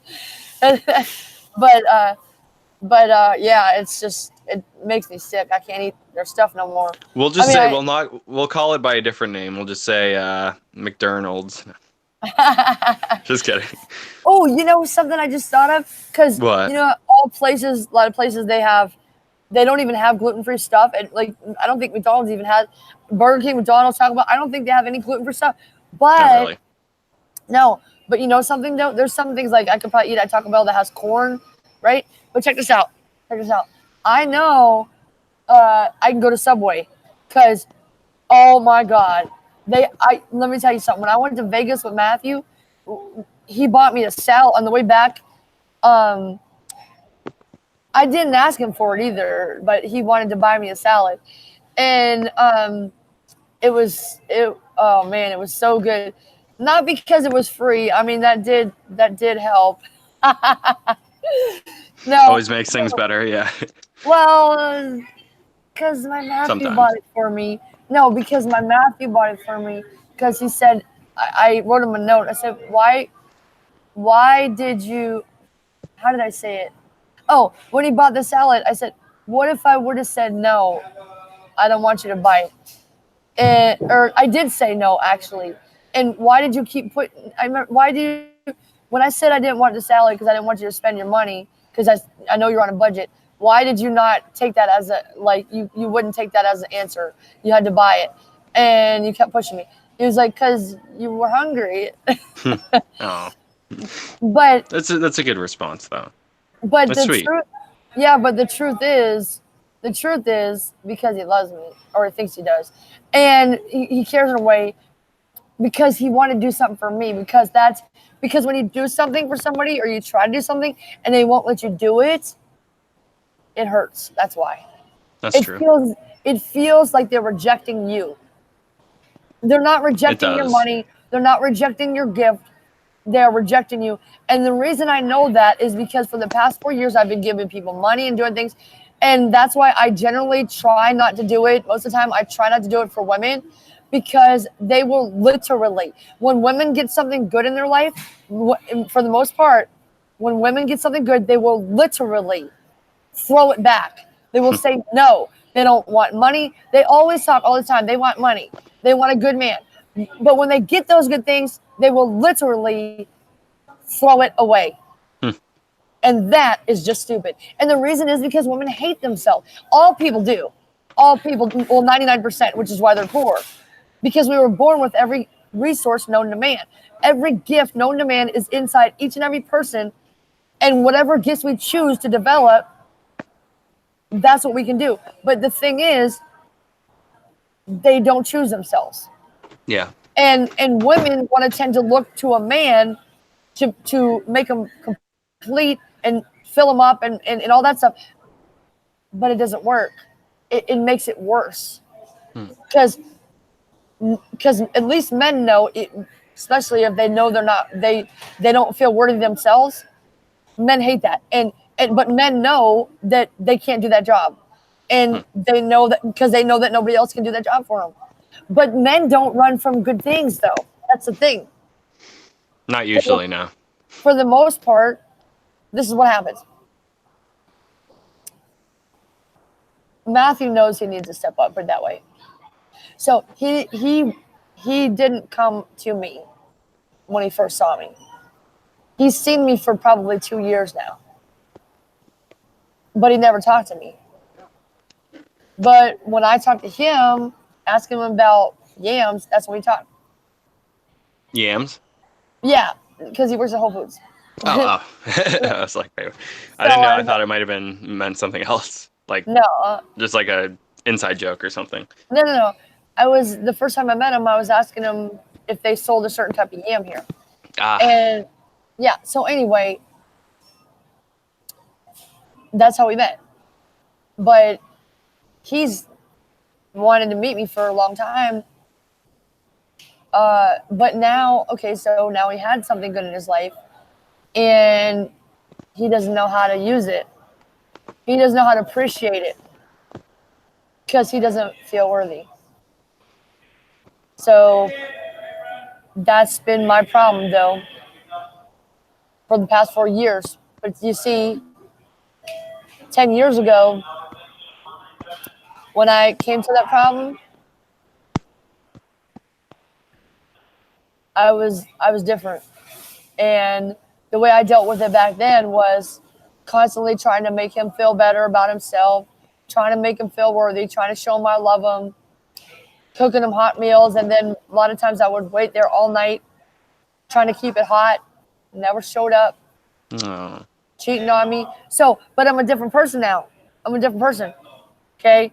So I'm not doing But you didn't deserve any of that anyway. Right. Regardless of who you were. But who I was, no, just because I didn't deserve it, I didn't deserve better either because I didn't know that I was worth it and because I didn't take actions. But I am taking the actions now. I'm being me. That's all I'm doing right now. I'm not trying to force any relationships. I can't do it. I am not looking for a man. I never will look for a man again in life. Never again will I because I'm a woman and men look for women, okay? Or you look for men, but still, you get the point, you know? No, I got it. It's just like I said, it's simple. Nobody is going to stop me from living out my mission and achieving my goals. So if he wants to be friends with me, he is going to have to be real. Instead of saying he has goals, he's going to actually have to start doing more of that. Like the time that he says, okay, he has a job, one job. And with the time that he has, all he does at work, besides work, and when he's not at work, when he could be working on his business that he already started, instead of doing that, he's just hanging out with people and really not even giving 100% to each person. I'm not even going to go into it anymore, but the point is, no, it's okay. When you're with people, you got to give your whole self, everything, or they're going to know about it, and they might not know exactly what's going on, but they're going to feel like something's off. And guess what? That translates. Yeah. They're not going to buy things from you. See that, that it's funny you say that, because it's kind of tough. Like for example, like I said, I work at GameStop, which, is dealing with the public, and sometimes it's sort of conflicting for me, because it's like every customer that comes in, I have to be happy, helpful, pretty much, because that's my job as a guest advisor. Exactly. But it can be difficult, because it's okay, let's say I go into a conversation with a customer and I'm really happy and I'm trying to help them, and then they just sort of blow me off or something. The next time that a next customer comes in, I still have to do that again, even though I don't totally feel it. You know what I mean? So it's like, it can be hard to continuously give 100%, especially if there's like letdowns and stuff. But sometimes, you just got to do it. Yeah, I know what you're saying, but I'm not sure why did you say that just now when I said that about Matthew. Oh, just because it just made me think of when you said 100%. It just made me think that it's something that I was just saying I agree with you, but that sometimes it can be hard to do that. That's all. All right. But you were what? It had to do with what I said, though. Like you think that Matthew has a hard time giving 100% because he does it so much. Yeah, I was sort of just saying kind of how I felt about it, but just trying to correlate it to the story you were telling a little bit. That's all. I mean, I don't think that we're meant. I really don't believe that we are meant to be talking constantly or even listen to another person constantly. Maybe on YouTube. Yeah. But seriously, I mean, just you're constantly having those interactions, and the thing is, like, it's going to happen. Like, you're going to get let down. So I just, like, I talk to people still. I talk to people I know. I still talk to new people. I mean, I should say I try to, like, ask questions and listen to them rather than me talking, because they're not going to listen anyway, because especially here, if they're getting paid they're at work, they're not supposed to be listening to me. They're supposed to be working more so than anything, And I was just going to say, I like, I do like when conversations are nice back and forth, or even some healthy debate. Like a good interaction between both people. Yeah, exactly. Like like the thing is that you're not gonna like it. A lot of people won't do it. Not that they're incapable of it, they just don't want to. And so you just kind of have to say, okay, well, this person doesn't want to talk to me. They're really not interested in the conversation. Or they're just sitting here because they want me to babysit them because they don't like being alone, but like, it's not, the thing is, like, I believe that part of him, he thinks he's doing the right thing, but I also think that he, like, when he's going around initiating these conversations with certain people, or saying hi and giving a hug and then just walking by, but the truth is, he's lonely, and it's because he thinks that if he can be, because I've been there before, if he can be more things to more people, then he'll be more valuable. But that's not true, because first of all, most people don't value good things, like I said, because they don't even value themselves. And secondly, if you're not able to give 100%, you shouldn't even try to be with somebody at that point. You need to give from your own cup. He needs to learn that. He really needs to learn self-care. And, you know what I mean? Like, once I started learning that, like, when I had cancer, I was in a hotel room. I had no place to live. I had no home because my home was destroyed. And, like, I lived with my mom. And after that, like, I lived with my mom for 2 months. I didn't want to go there, but I had no choice. Like, I felt like I had no choice at the time. So it was a very bad situation for me. So when my mom went to work the next day, I left. And if I wouldn't have left, I would have taken my own life because I had an actual plan to do it. And so I just thank God every day. Like, I'm not in that headspace anymore. I'm in a good place.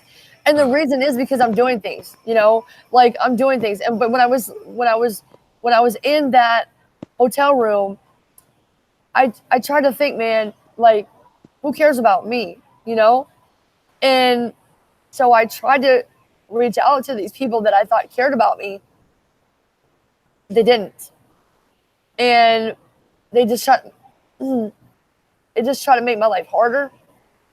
So I had to get rid of them as much as and I still love those people to this day, but I had to get rid of them because they were killing me, literally. I had cancer and I couldn't walk. And the thing that I wanted to do the most, I couldn't do it. I couldn't dance. I couldn't sing. I didn't have the energy. And I wanted to be married and all this. I had all these goals, but I couldn't do it because I was so sick and so tired. And that's because I gave up on myself and tried to please everybody else. And so then I became just like them, and I'm nothing like them. And if I'm like them, I can't help them. Because you need to be you, right? With your unique gifts to help them. I'm not happy unless I am doing what I want to do. And I'm even in that moment. Maybe I'm not creating anything. Maybe I'm just like laying down, listening to my music.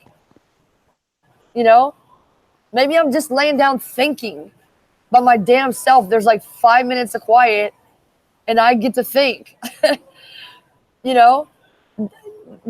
We have to do and take care of ourselves because nobody else is going to do it. That is too much responsibility for another person. And like I said, it's impossible.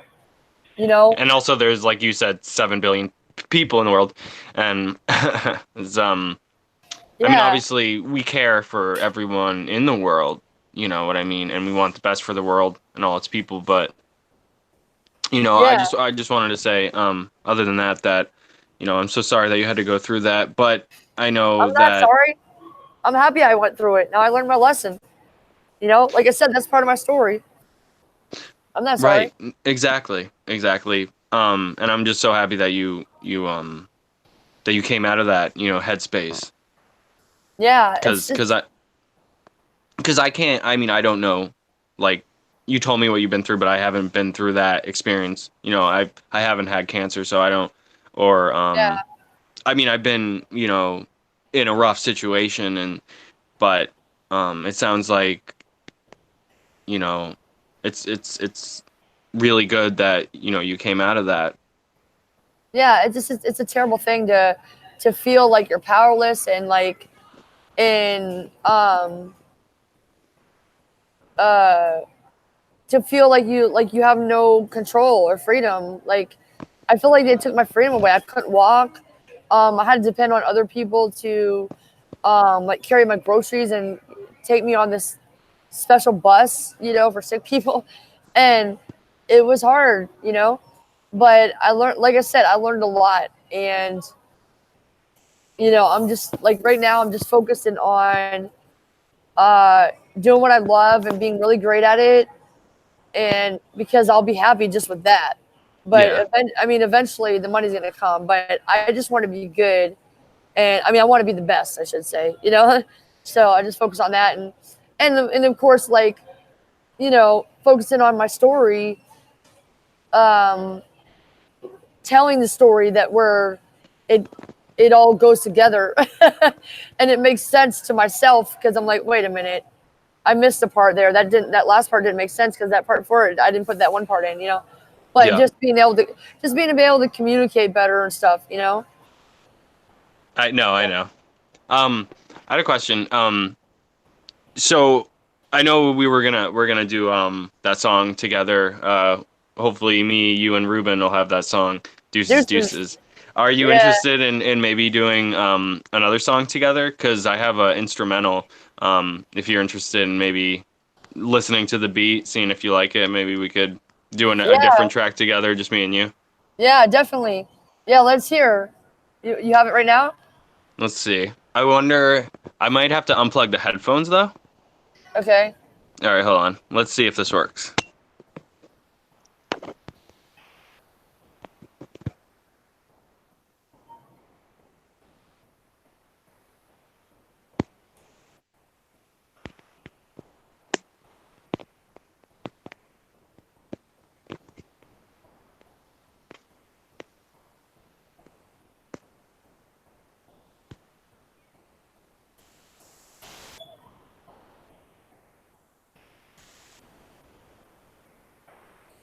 Could you hear that?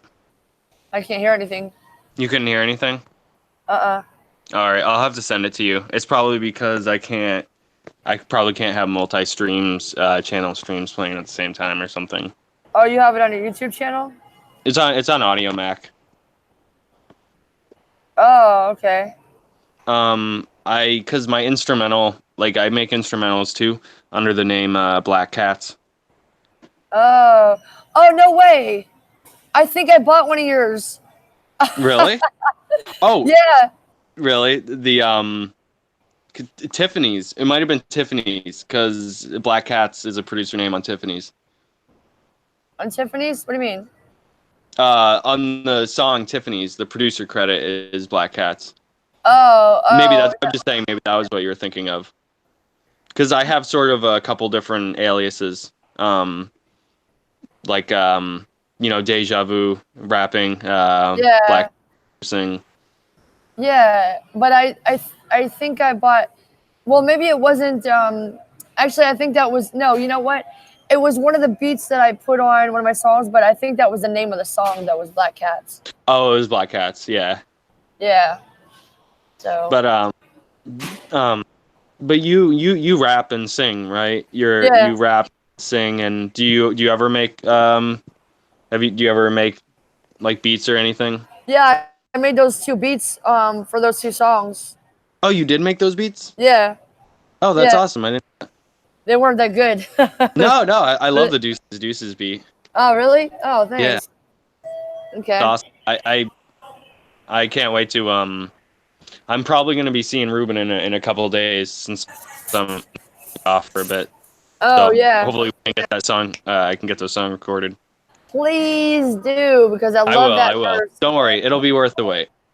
Oh yeah, it's gonna be great. And hey, I think that's one of the great things about life and success in life is like the anticipation. Yeah. You know, like I'm hopeful. I'm excited because now I have. I'll just say two because I'm not gonna say who. They might both watch this eventually, but I have two men in my life that I just adore. That right now, I could just say two that right now are definitely in a good place. They're very successful. They're going for their goals in life and everything, and I know they're going to be very successful.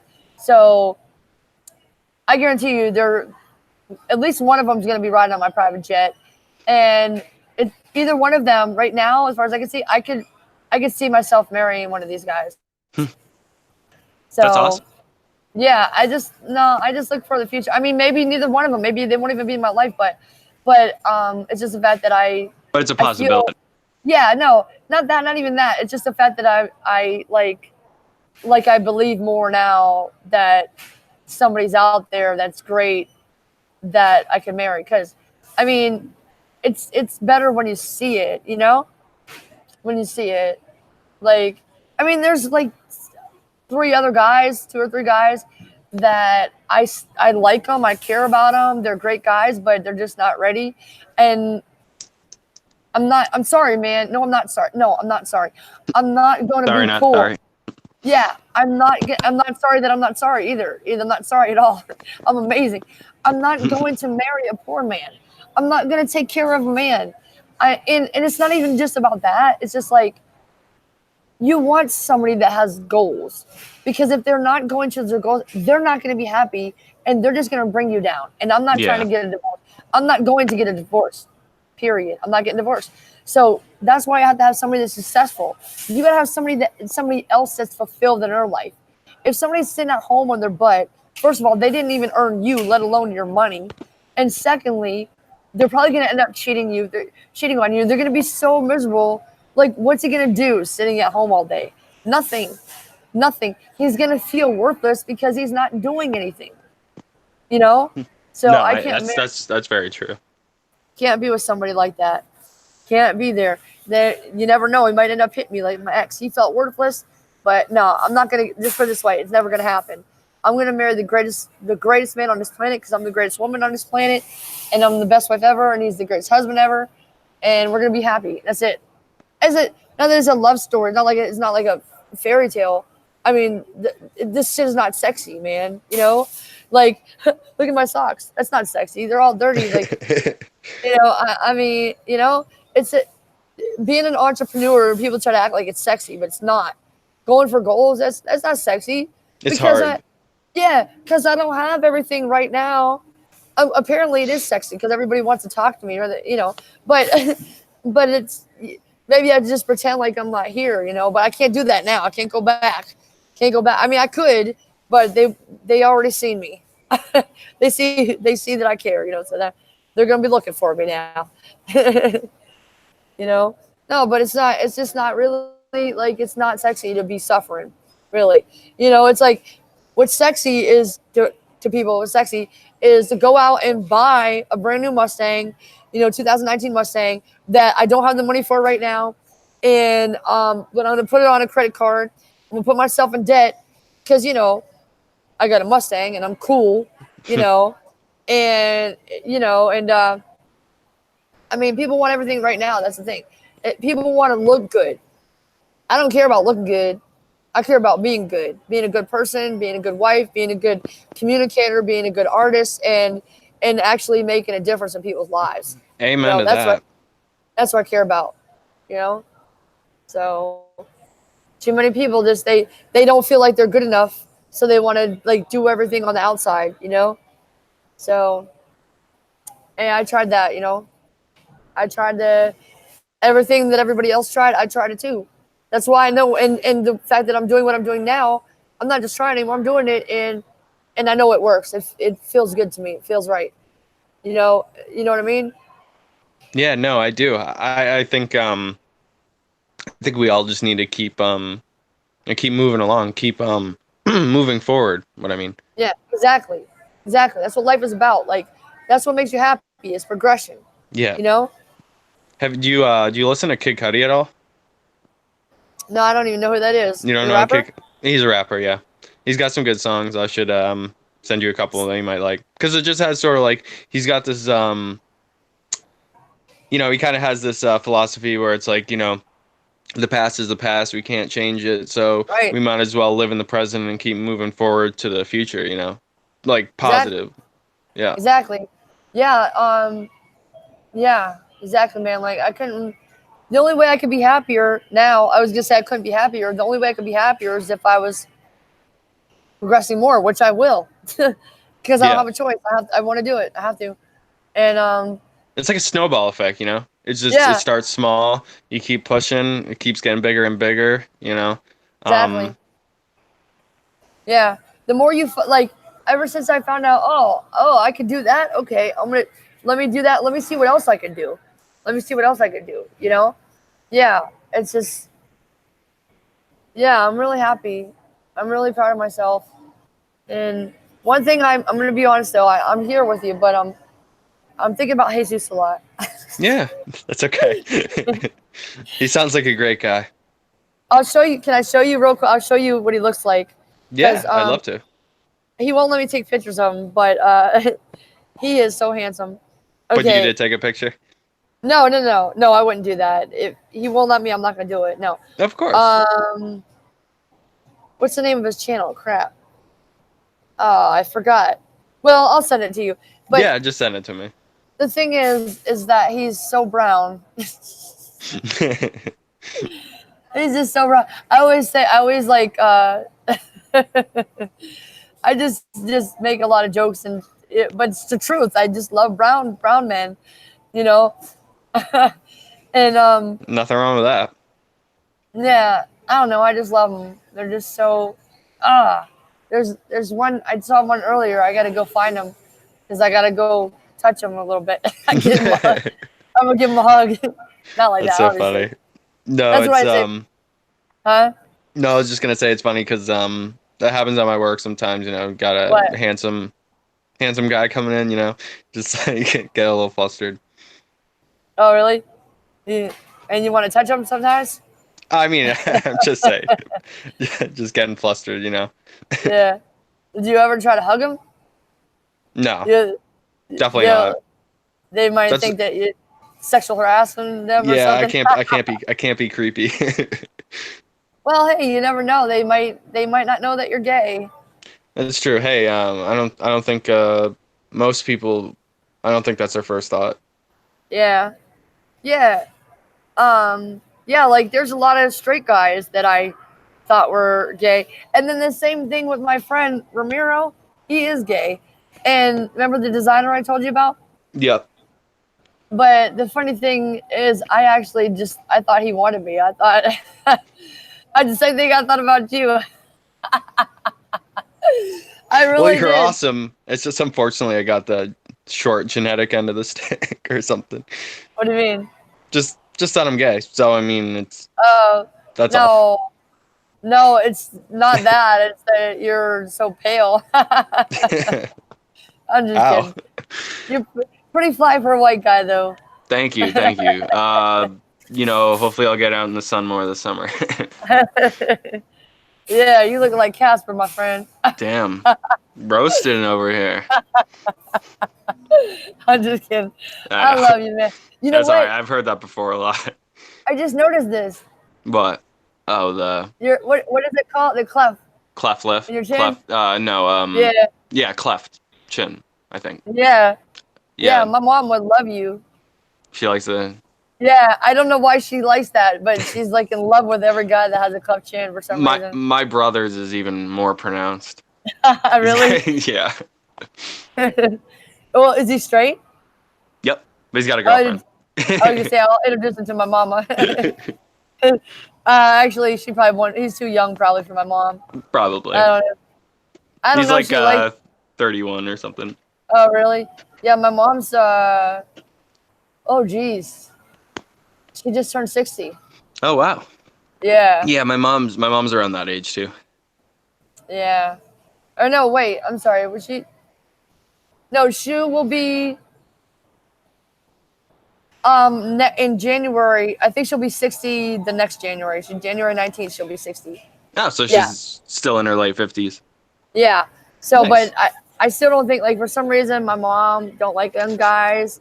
Well, yeah, I bet well, she probably has a mental thing because my brother's 35, you know? So, I True. mean, I don't know. She had us really young, but I don't know. But you know what? I got a question about Ruben. Sure. Ruben's white, right? Or Yes. no? Yeah, Yeah. he is. He is. I'm not sure. He told me before what his heritage is. I think it's like maybe like part Irish or something. I don't know. Oh, that explains his He's drinking. he's he's definitely white though.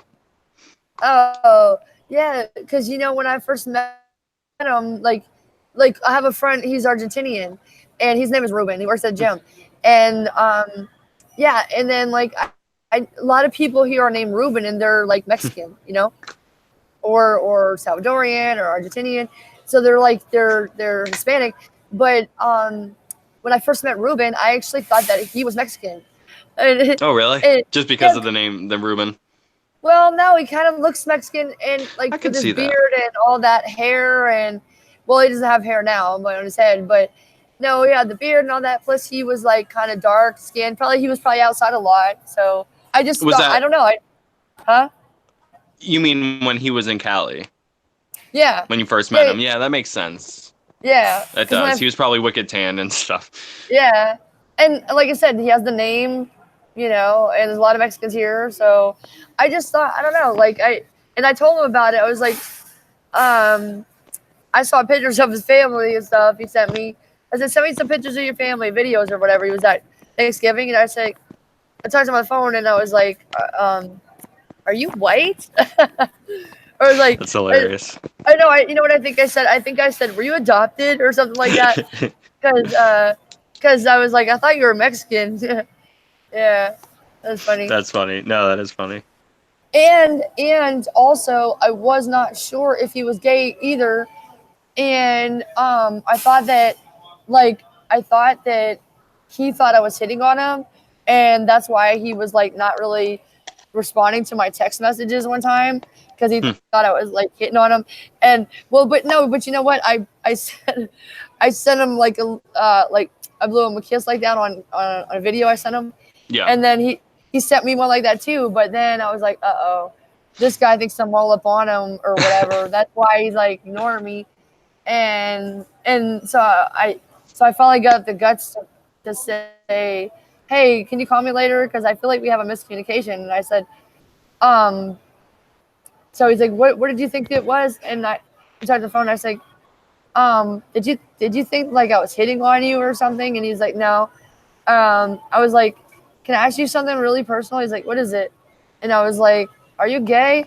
And he was like, yeah. And I was like, well, I was like, why didn't you tell me? And he's like, I just thought you knew. I was like, well, how would I know? He's like, I thought you just assumed. Why would I assume something? You don't just, that's like the dumbest thing you can do is just assume, True. Yeah. If you really care for somebody, you will ask them about themselves instead of like either talking about them behind their back or just assuming things, Definitely. Yeah.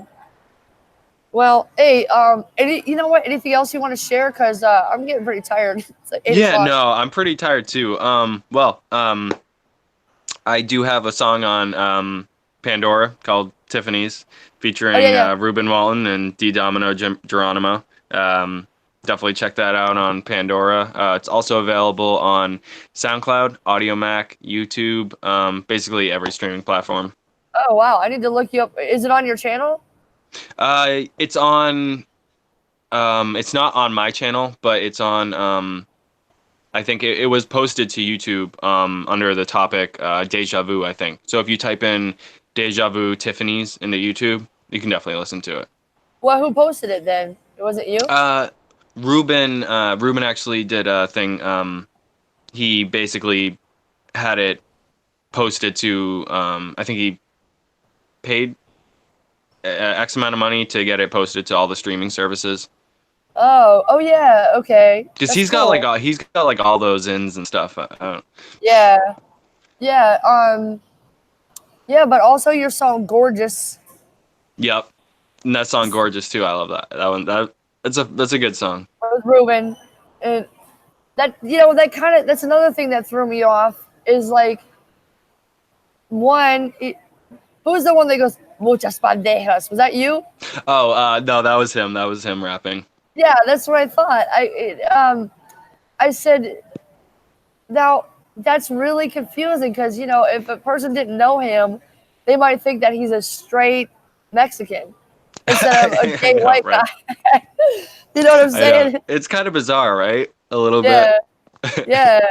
And then he did that other song, "My Woman." Remember "My Woman"? I love that song too. That's a great song. I think that song has been on that one actually kind of went on the charts a little bit for Boston, for Reverb Nation, I think. Wow. Like the pop charts for that's cool. syndication or something, which is really cool. And he's another person that just keep moving forward. Yep. Exactly. One of us is gonna pop. All of us, all three of us at the same time. Exactly. You know what I think? I think that like this song "Deuces," I'm not trying to be conceited. I love this song, and like you put a really great verse on it, and this song the way we want it and get it out there, dude, I want to wait and have a whole album released at the same time, and I want that to be on the album. But I'm I telling lost you you there for a second, but yeah, no, that would be awesome.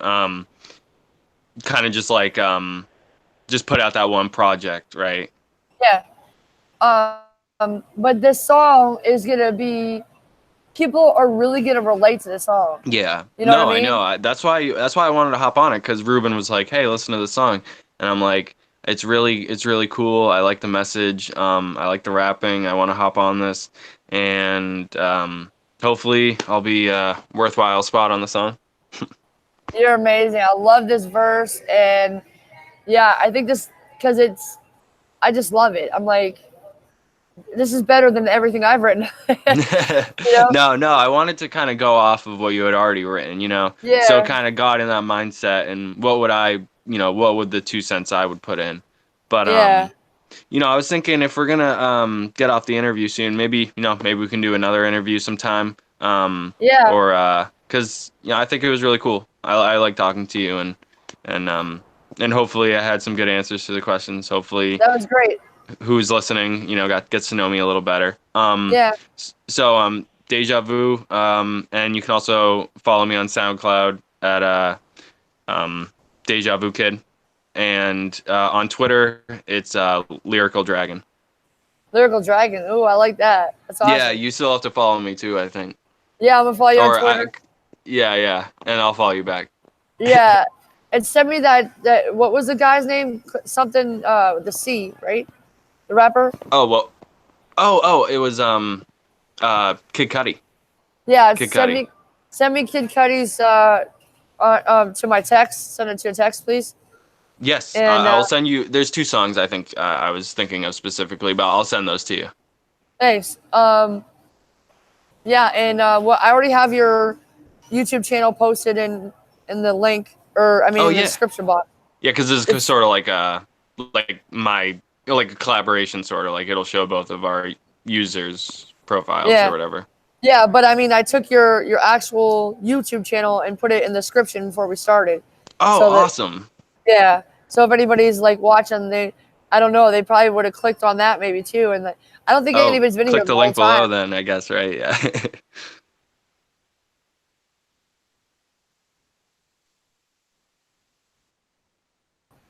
Like when you show, like that's the first thing I see. Oh, there we go. Huh? Oh no, I keep breaking, I keep losing connection for a minute. That's right. But yeah, we could do another interview, and maybe we could just make a topic and go talk about the topic. Yeah, I love that. Yeah. So we'll do a live stream if you want. Yeah. No, I mean, I thought this was successful, and I think it was fun. I've never really done anything quite like this exactly, so hopefully I was, it was okay. Yeah. It was great. We had fun. Check it out. But next time I want to do it, if we can do it earlier, like during the day, even if you have time in the morning sometime. But also the next topic is going to be, we're going to talk about self-worth. Self-worth. Yeah. All right. Okay. I like that. Okay. All right. Well, thank you. Get some sleep. You're welcome. No, not tomorrow. I'm off for a couple days. Oh, no, I said you're worth it. Oh, I'm worth it. Yes. Thank you. Thank you. You are too. Thank you. All right. Talk to you soon. All right. Love you. All right. Love you too. Bye. Good night. Good night. Thank you, Deja Vu. Everybody.